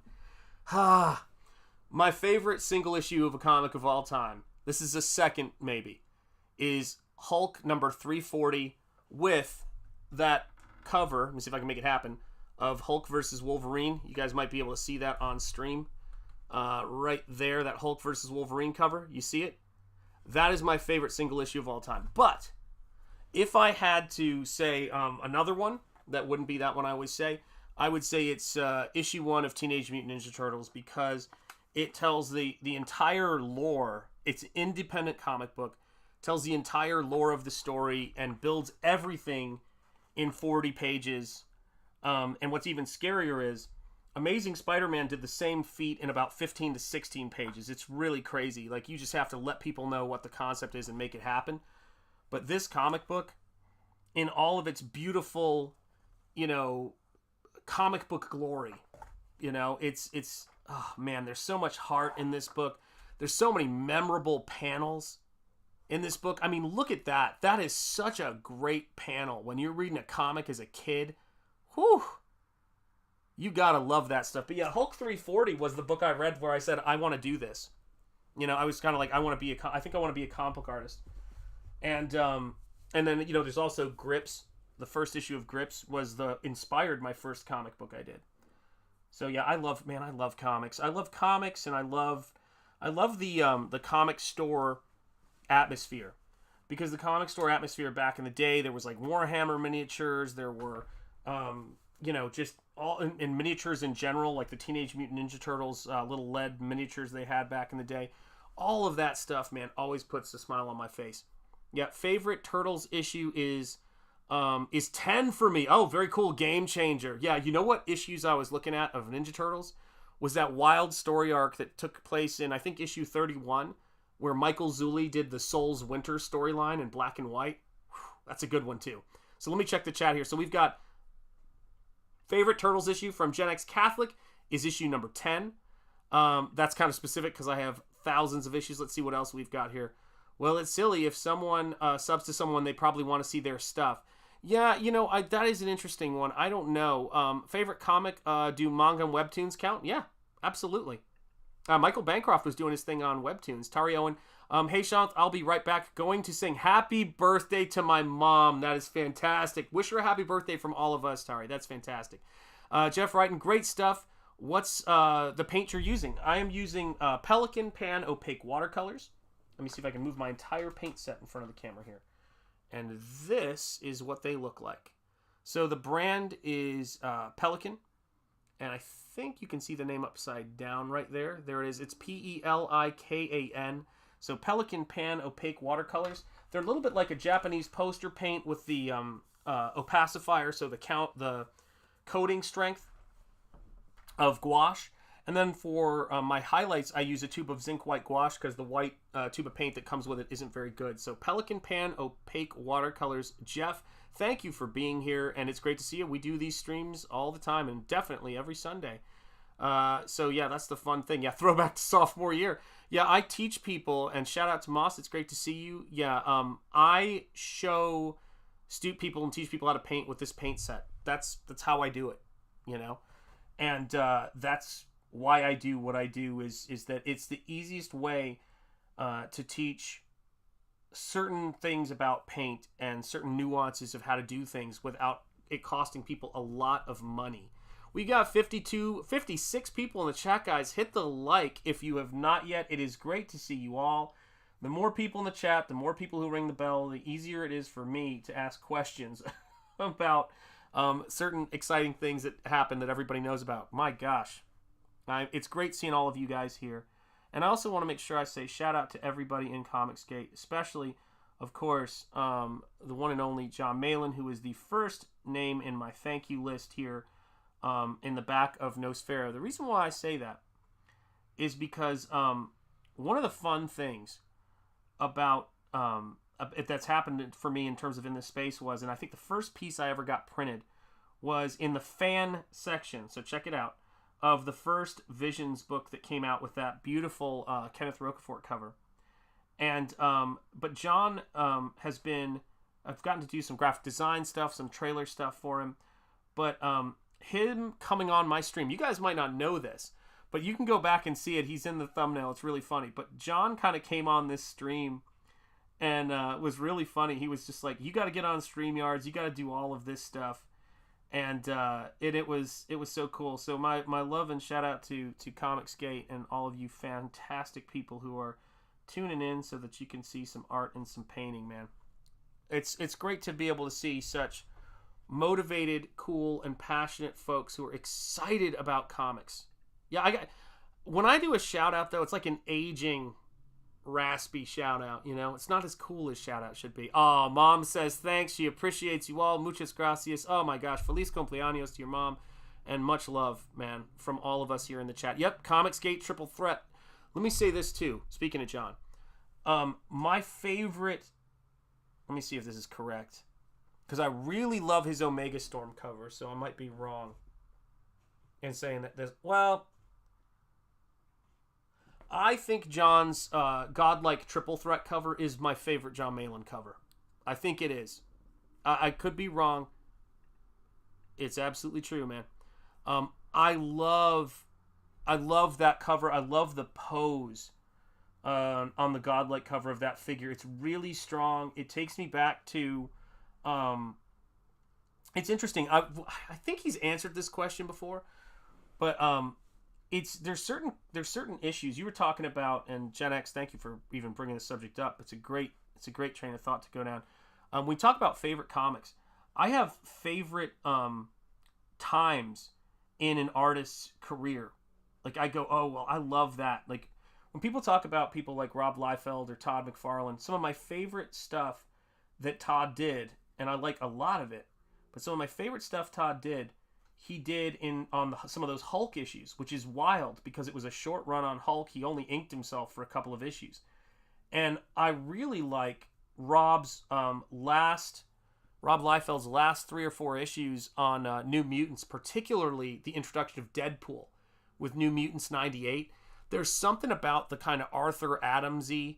Oh yeah, Gen X Catholic knows. Yeah, I think that godlike cover is masterful. Yeah, and Omega Storm is insane. Love that book. You want to talk about getting people to turn up for a book and lose their minds? That is absolutely one of them. That book has got one of those holy cow endings. But I think that the godlike art on that cover is fantastic because it's a great pose. And so for me, there's this one of the artists I don't know if any of you guys love, but my Filipino brothers were massive fans of, and I was of course too, but they were always telling me he's from the Philippines, was Whilce Portacio. I don't know how many of you guys know Whilce or fans of Whilce's stuff, but I didn't realize that Whilce was one of John's favorites and a big influence. I love Whilce's work, but there's a special kind of thing Whilce would do that I don't see a lot of people have picked up on it, but I think John gets it, you know? Yeah, oh yeah, he did great work on the Hulk with Mr. Fix-It. Yeah, there's so many great artists, man. I mean, then Dale came on to Hulk, which was crazy. Yeah, Omega Storm does rock. Yeah, a great team, man. Oh, Shanth, you should get a mail-in cover, a poster for Nosfero sometime. I can't. Oh, dude, or Springball. Man, he might. Yeah, Whilce is. All that sounds great to me, man. Yeah, Whilce is so good. Yeah, his stuff. He's got this. Yeah, when he inks and when he draws hair in particular, there is this amazingly painterly quality to Whilce. I love it, man. Todd McFarlane and Rob says, Mighty Geek Studios, welcome, brother. It's great to see you. We're more interested in capturing their audience by going against the norm. Yes. Yeah, they were. And, you know, what's funny is that I missed out on it. I know that a lot of people snagged it. But they did release the collected Whilce Portacio work. I hope I'm not butchering his name. For Stone, and I wish I hadn't missed that. That was really cool looking stuff. Yeah, I love what he does with shadows. You know, him and Jay Lee, too. They both had really great, very different styles, very different artists, but a masterful use of rolling drawing out and into shadow. Henry, what is up? How are you doing? It's great to see you. Henry Thrun, I'm hoping I'm pronouncing that right. Hail to you. I hope you are having a great day this wonderful Sunday. Much love, man. Oh yeah, the Hulk end is one of my favorite storylines. Yeah, Out of the Peaks. Yeah, I mean, guys, Jay Lee, guys, Jay Lee. You know what's funny is, I don't know which one of my friends introduced me to Jay Lee. It was either my comic book friend, my 2 Filipino brothers from college. It was either, I think it was Rocky introduced me to Jay Lee. I think Rocky introduced me to Jay Lee, and Arvin really introduced me to Travis Charest stuff, who is another person that I love. And you want to talk about favorite single issues? Here's one for you. I just found this in the basement, and this is well loved. Wildcats, X-Men, Golden Age, with artwork by Travis. Travis lost his mind on this book. As Dean Cameron, I should say, as Dave Marshak in the movie Ski School said, if you want to be the best, you must lose your mind. And by God, this doesn't look like comic art. This looks like it's artwork that you find on Currency. This looks like this is like engraved etching work. But he did all this stuff with value and washes, and this was the beginning of us realizing that digital scanning and reproduction allowed us to do painted books and painterly work for much cheaper. But look at this crazy Travis page. How wild is that? Oh, I'm so glad to hear it. Well, listen, my name is Shanth, so we got to do it, man. Yeah, Filipinos are typically my favorites. Miko, gosh, let me see. Is it Sayan? I'm probably pronouncing it terribly. And Lionel Yu. Yeah, Lionel Francis Yu stuff is fantastic, too. Someone was talking to me about... Who was talking about Lionel Francis Yu recently? I feel like somebody was talking about his work. But, yeah, he did a Wolverine cover that I remember got a lot of notice early in his career, and it was just beautiful. Lots of power in it. And I think that's the thing about comics is that even when you're meticulous in the work that you're doing, keeping and maintaining that sense of, power in your artwork and energy is important, for how you do it. And you can have those quieter, subtle moments too. Those are also great. But, with a book like Nosfero, when I was painting that book, that was a big factor for it, which is you got to make sure that you remember to both have that kind of Frazetta quality, because when I think about people who could paint action, I have to look to Frank Frazetta. Like that for me is how you have to go with it. And so looking at wherever the heck I put it, it's not there, and it is here. I feel like I've seen this book a lot today because I've been packing books like crazy. But when I did Nosfero, that was the thing that was the most exciting for me about doing it is, can you do a book, creator-owned, 8.5 by 11, paint the living, heck out of it, and can you capture an audience, with that work? And thank God for Comicsgate, and thank God for all of the support you guys have. But the answer is yes. And with the help of the incomparable Eric Weathers, I was able to, get this book to be everything that I hoped I could make a comic book. And I could not be happier with the print quality on this. I got to do the launch on Michael Bancroft's stream. We had just met, I think, maybe a week or so before. But this is the way that we can put, labor and decades of work to gain certain skills. This is the way we can put this stuff out there, and we can push back. And we have to push back. And what we're pushing back against is something very specific. We're pushing back against de-skilling. We're pushing back against people not gaining skill, but gaining opinions. And being political and having, being administrative in their thinking and not thinking about things in terms of, I want to gain a skill. I want to, learn how to do X, Y, and Z. I want to get gained mastery from things. And that is what this book has been about doing. This book was about, for me, talking about things that matter to me. Good versus evil needs good to be a factor, and being able to do silent panels, being able to do things where you create the werewolves and the monsters you've always wanted to create, and maybe even a nod to people who fought long and hard to make such things possible. And so when I was trying to figure out how I wanted to approach this work, it was, I want to put beauty in front of people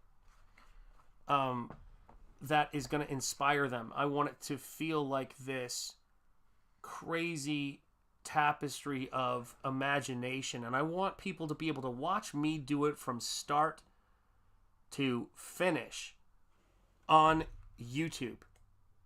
I want people to be able to watch, or whatever platform I'm on, I want people to be able to watch me make comic books so that they can engage with what this space is about. Because this space, there is so much imagination here, and there's so much hunger for imagination, guys, in this space. And that's what keeps us excited.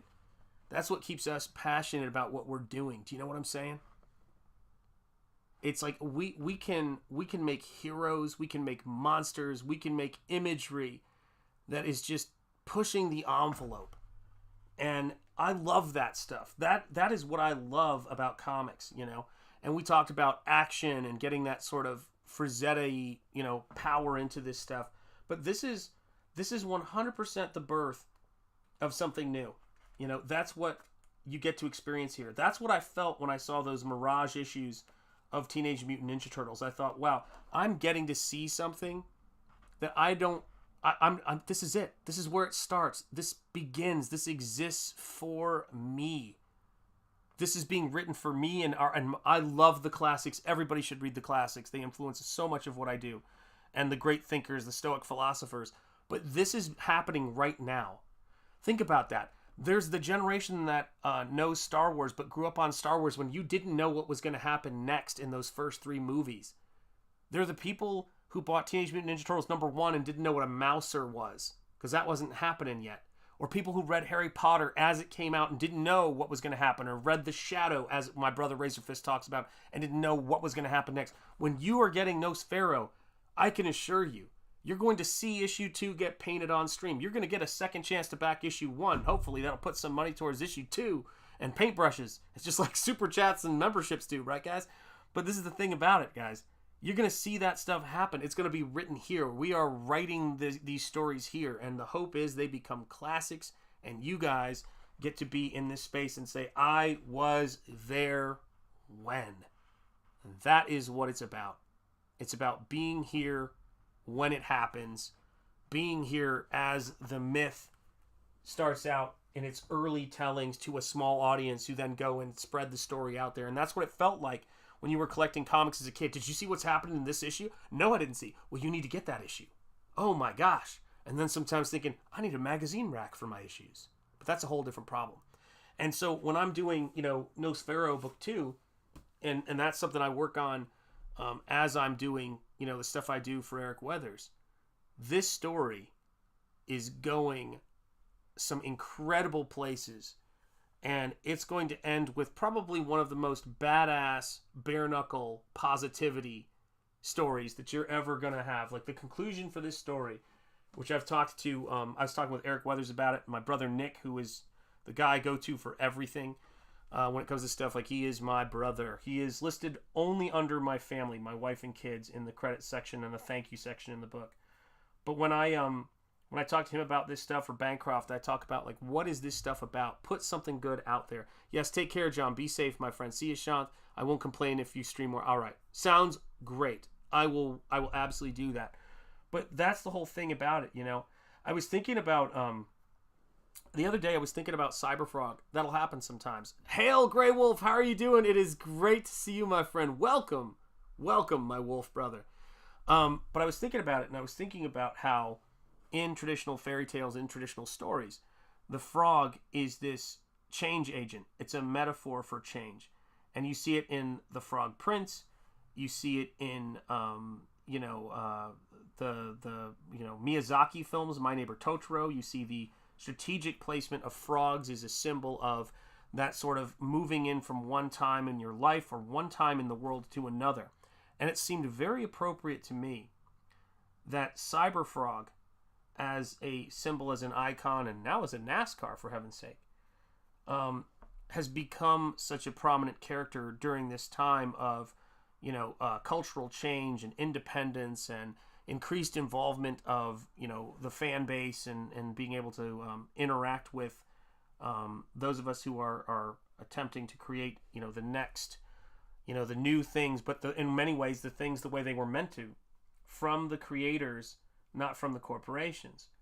And it's a wild thing, because I think that that CYBERFROG captures something in terms of the metaphor that maybe maybe I'm just reading too much into it. That wouldn't be the first or last time somebody has said that, but or thought that, including myself. But maybe there's something about the way that we choose our symbols as a species, in terms of how we can, certain things, whether it's zombies and werewolves, as I hear people talk about, or whether it's something like automotive racing, which was huge at the tail end of the 70s and into the 80s.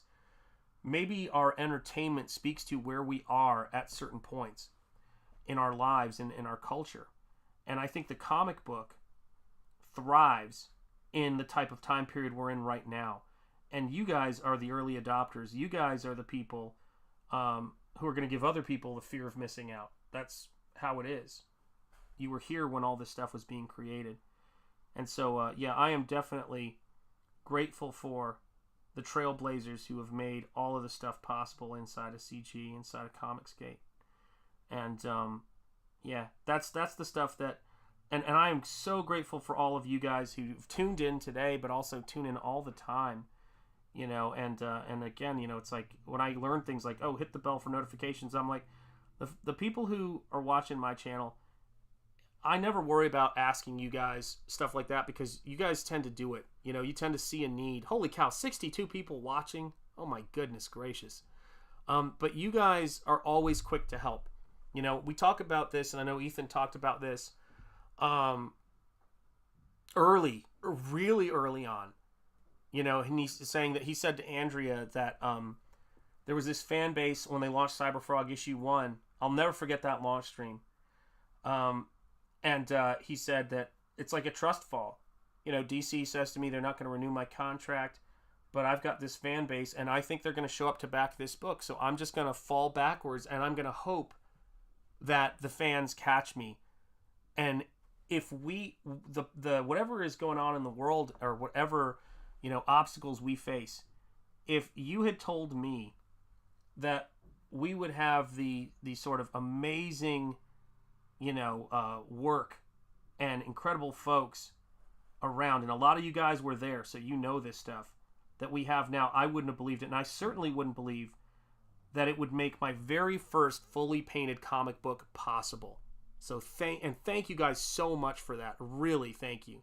Awesome one. It is great to see you, my friend. Tuna in. Yeah, that's right. Tuna and fish. That's right. Tuna in. Oh, God. Awesome one. I'm old. I'm sorry I didn't pick that up faster. Duck Bacon, what is up? Again, it's great to see you here, man. Every time I see that, I want more bacon. But then that's never a bad thing. Yes, and take care, John. But yeah, I mean, that's the stuff that gets me. And, you know, it's the same thing. One of my favorite YouTube channels in the world, as you guys know, is Townsend's. And they said the coolest thing in the world. They go, we want to do a grassroots 18th century, which is to say around the time the founding of our country, which is their favorite era of history, and how amazing and what a miracle this country is, for that matter. They wanted to do an 18th century show, but they said they wanted to do, they want to create a grassroots history channel. I love that. Like, that might be nerdy, but I absolutely love the idea of a grassroots history channel, because they go, it allows them to depoliticize so much of what has unfortunately been made political in history and in the teaching of history.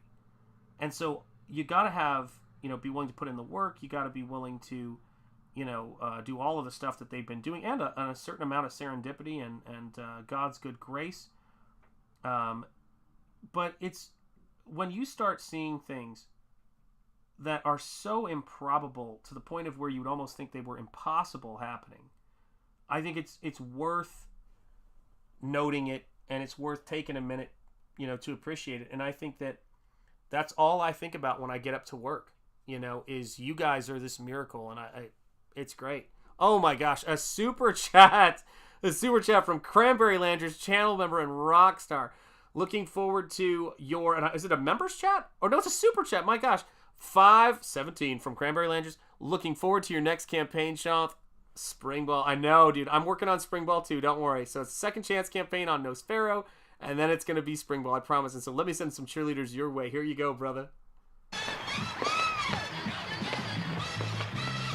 Charge! I love it, man. And since it's been a minute, let me play you another round. Here you go.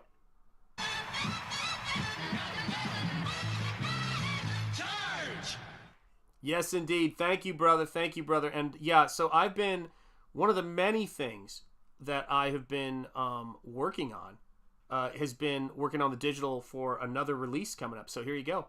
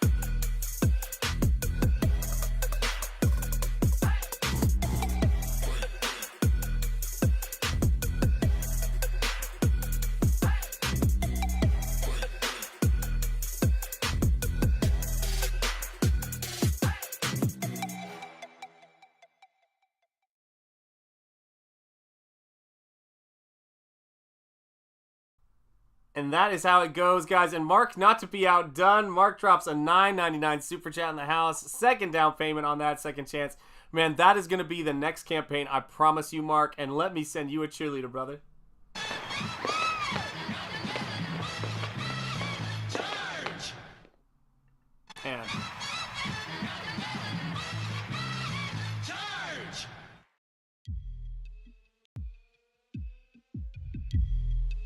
Whoa, we got started with that after the cheerleaders. Let me just say this.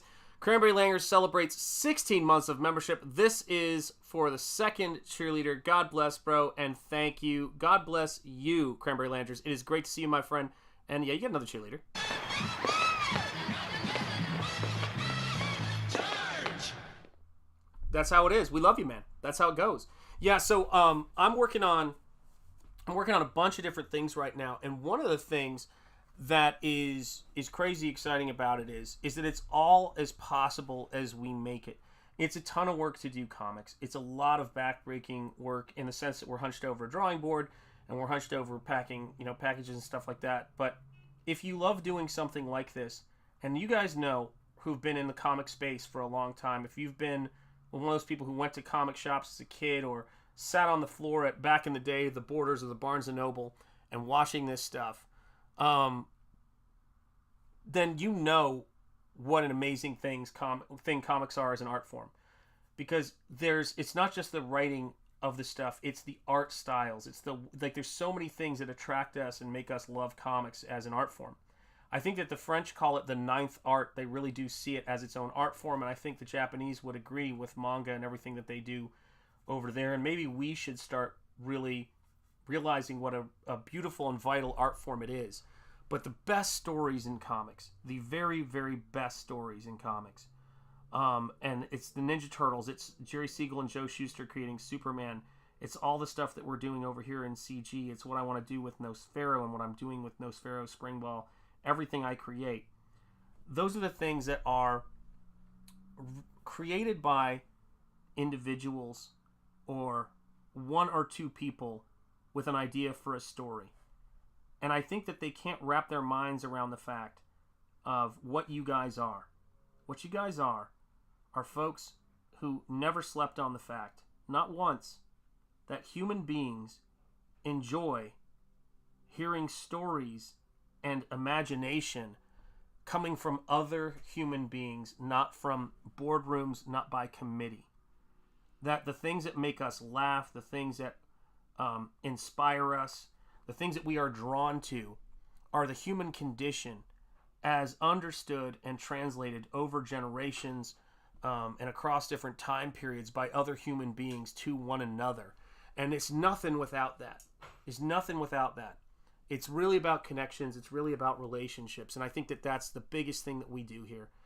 And that's what I like about it, Yeah, it could be considered maddening for the unprepared. Absolutely right. What if the Animaniac grew up and left the lot? Springball. That's right. That's right. Yeah, I mean, that's the crazy thing, right? Is that I look at... Oh, God, I'm just going to crack my neck here. I look at all these amazing artists and writers and authors who I have never met. They didn't have to know me to write work that spoke to me. That's that beautiful thing that artists do. You can't want people... It's not enough to want people to like your stuff. Go, I want to be an author and I want people to like my writing. It's not about that. It's you create stuff and there's some aspect where they kind of look at your stuff and go, you knew I needed that. I don't know how you knew, but you seem to have. And that's what, Teenage Mutant Ninja Turtles did for me. That's what The Rocketeer did for me. That's what Grips did for me. That's what Todd McFarlane and Rob Liefeld and Travis Charest and all these incredible Bernie Wrights and all these guys, that's what they did. That's what they did for me. That's the stuff that inspired me. Hey, sweetheart. I'm going to mow the lawn. Okay. If the internet has a problem because of that, can you just text me and let me know? I will. I love you, sweetheart. I don't think it will either. Okay. Well, I love you, sweetheart. Mrs. Enjetti, everyone. Love to Mrs. Enjetti. She's always so great. And incredibly patient, too, dare I say.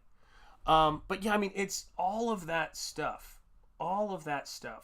that inspires us as fans. Like, again, I'm looking. So we were talking at the start of the stream about the Count of Monte Cristo. I was thinking about Bram Stoker's incredible adventure book, which is really what it is, Dracula.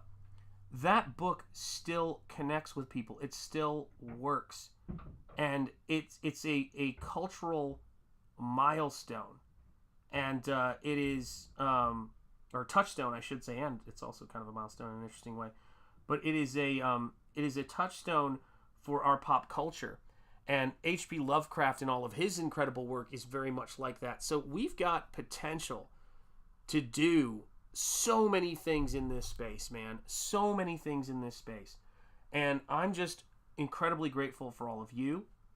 I'm incredibly grateful for Comicsgate.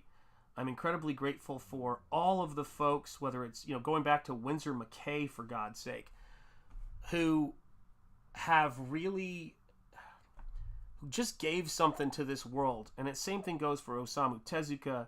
The same thing goes for Hergé, Georges Remy.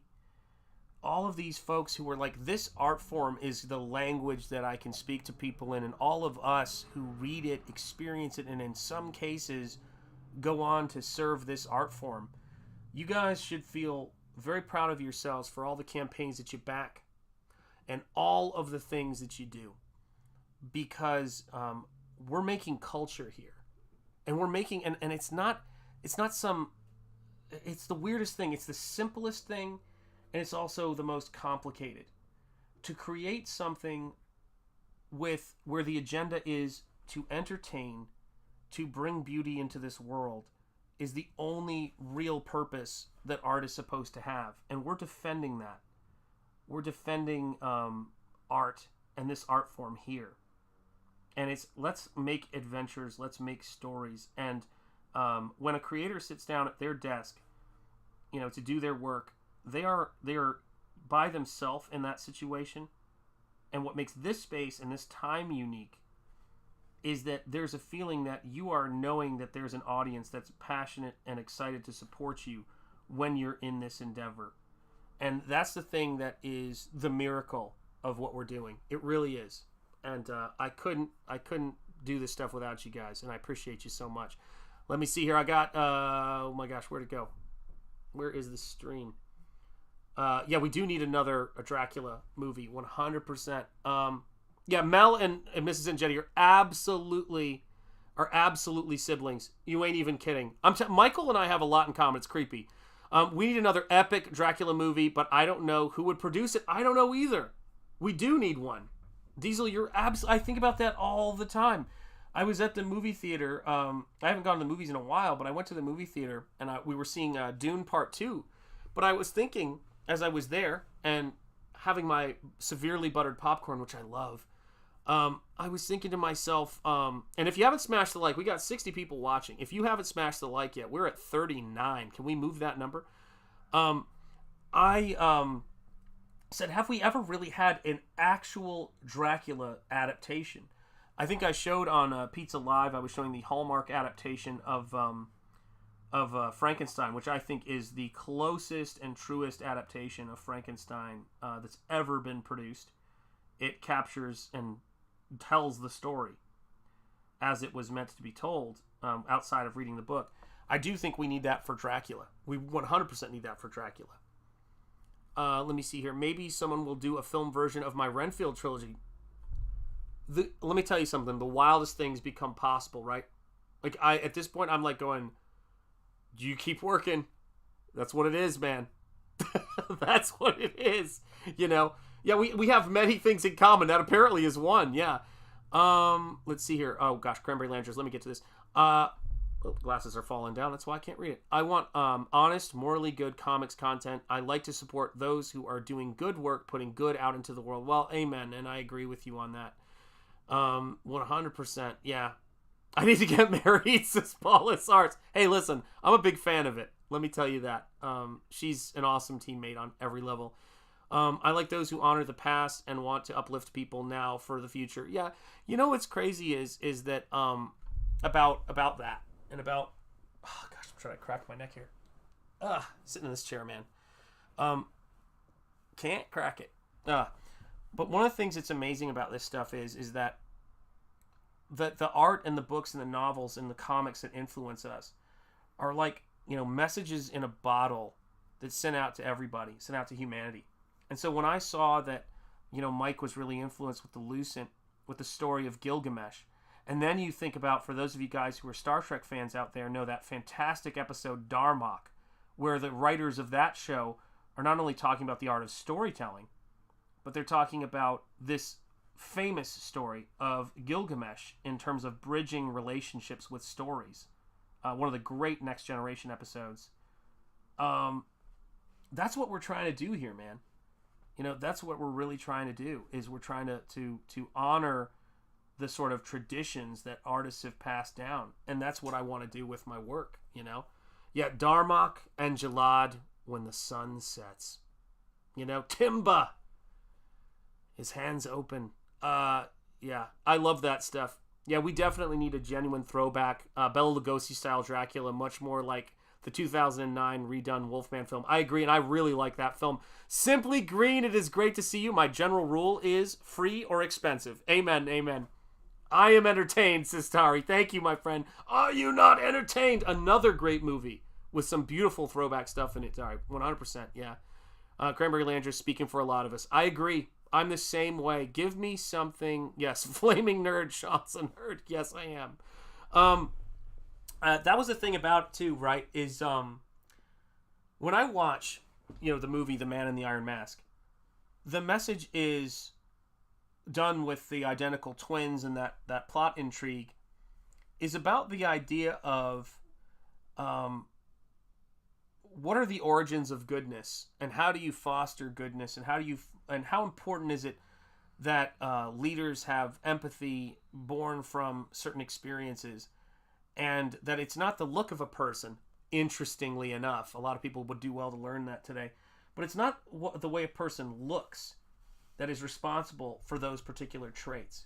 It's about empathy, experience, and even two people who are seemingly identical, like the Prince and the Pauper, which is what the Man in the Iron Mask is about.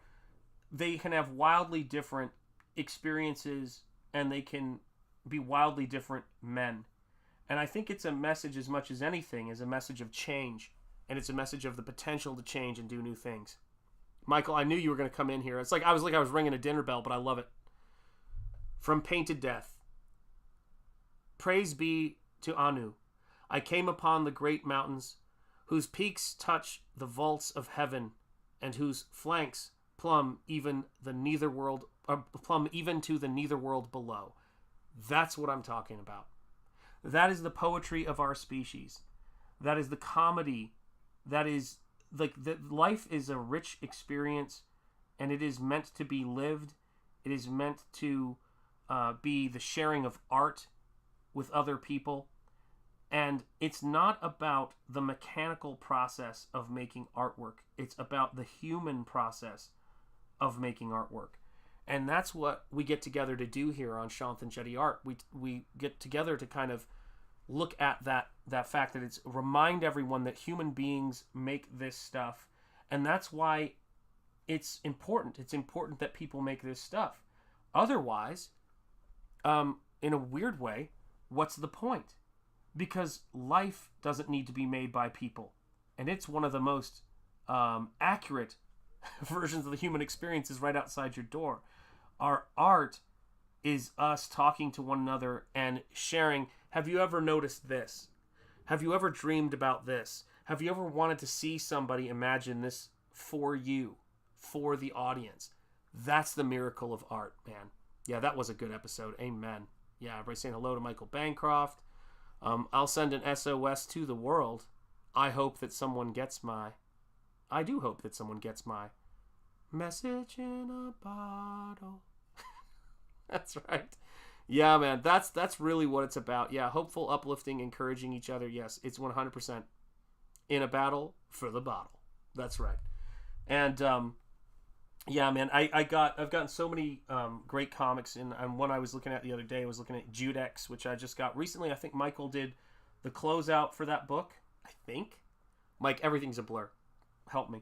But I think he was doing the closeout or the launch of that book. I backed that book. I got that recently, and it's a great book. I love seeing that stuff, man. Gray Wolf is saying, yo. I'll keep that. I'll check that out at Simply Green. I tried to use, can't even pronounce that in live, and it sucks. Hey, Gray Wolf. Everybody's saying hello. Everybody's saying hello. Yeah, people getting their hellos in. It's how it goes. Yeah, I mean, it's fun stuff. Oh, there's my brother. How to Draw Comics by Dan Lawless. Hi, kids. My Gross Point Dank brother. It is great to see you. If you don't know the incredible Dan Lawless's YouTube channel, make sure you go and subscribe and check it out. Dan Lawless, you feel free to drop a link to it in the chat. Yeah, he's one of my artist brothers, and again, as I was saying, he was on Ethan's channel, that stream, to experience firsthand the look of shock on my face. But yeah, Dan is just such a great dude, and we have the weirdest serendipity of these two artists are meant to meet, hang out, and become friends.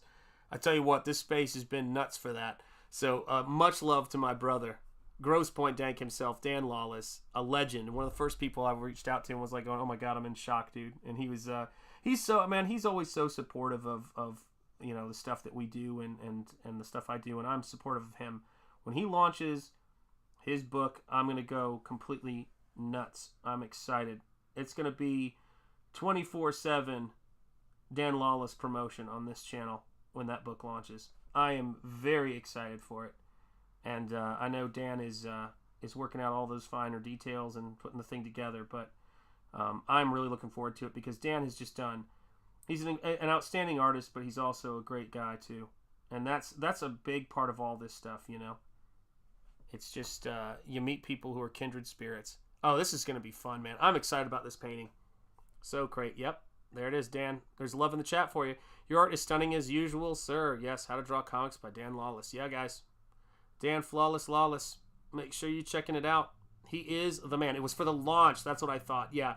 That book is really cool. As you can imagine, it's right in my wheelhouse. You know, it's you know, the serials, the black and white, that particular era, silent movies, and then really beautifully done work and adaptation of it.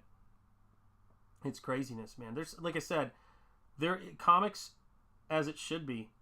People getting together, being very creative, and putting out the best work that they can put out, and building an audience here, because without YouTube and without social media and without putting this stuff out there, we wouldn't be able to get to our audience. And that's big, guys. Like, this component of the mail-in method, man, that is what it's about. You know, and it takes a while. It took a while, I think, for people to build this stuff, and I think we've all really benefited from the fact that you know, there were risks taken. There were risks taken to make all this stuff happen. And I just remember I don't even remember when it was the first time. Like, the first intros I did, I think, were for like Graham Nolan and Shane and you know, and Ethan. I'm sure I did videos for him, but the first Comicsgate Kings intro I did was the Eminem Ghostbusters one. But it goes back a ways of building this stuff out and making a fun place, you know, where people can kind of come in and do work. A fun place of imperfect human beings plying their trade, trying to make people laugh and entertain them. And that is the definition of this fine country that we are in, folks. And the fine world of creation that we're in, even if you're not in this. Guys, sometimes I forget we're global. And I'm so grateful for it, man. I'm so grateful for all of our fans. They're incredible. And again, one of my best friends in Comicsgate, man, Mr. Michael Bancroft in Australia. How would we have met if not through this time period? I mean, I love it, dude. It's great. Yeah. All right, Henry, take care, my friend. And I will see you if you got to step away for a bit. Yes, guys, on Fund My Comics, Hybrids double feature on Fund My Comics, by Luke Stone. Fund My Comic, that's another thing, too. I remember when I did the logo redesign for that. Aw, shucks, guys. Sorry, Dan, we love you. It's the way it is. I'm using Wondershare Filmora to put video together. Oh, very cool, man. Yeah. Yeah, there's lots of love for Dan in the house, man. But yeah, I mean, guys, it's the Fund My Comic thing. I remember seeing those guys. I think they were on Michael's channel and on John Malin's channel talking about Fund My Comic. And I remember thinking, oh, I have an idea of something I could do that would be cool. And I did some work, and I was like, what do you guys think? And that's how we move. We move at, you know, the speed of thought in this space. And then all of a sudden, that was like on the Fund My Comic site. That was the banner, and it was the redesigned logo. We're all just trying to pitch in any way we can while getting work done. And I love that about this space. You know, I love that people work so hard and are so passionate about it, and that we can talk comics, we can come together to talk about crazy stuff like Ninja Turtles or Star Trek or any of this stuff. And that was the stuff that has had the biggest influence on, really recharged me at a time when I needed to be recharged, both as an artist and as somebody who loves pop culture, loves storytelling, and has dedicated so much of my life to these art forms, is finding these people. Yes, Terra Australis, absolutely right. Oh, man, I love you guys. You guys are the best, man. Some of the best fans in the world. And it's like some of the best creators, too, guys. This is the wildest thing, right? For a very narrow, you know, location in terms of populace, Australia is definitely getting it done in Comicsgate, man. Australia is awesome. That's right, man. I'm working on that right now. And every time I put something up, they go, that song's copywritten, or this song's copywritten. It's craziness, man. All right, guys. We are at, 2 hours and 2 minutes. Holy cow. I'm going to wrap up because I've got some more packing and shipping to do on stuff. And I'm doing a lot of great work with this stuff in terms of just being excited to put out the best work I can for you guys who are amazing. So thank you for joining me here on this Sunday. I think at one point we had 70 people in here. That is craziness, guys. Thank you guys for, again, hitting the bell for notifications. YouTube is like, that is all we care about. So if you could do me a favor and do that, it would be fantastic. But, you know, it's I'm so glad you guys show up and support every single time we stream.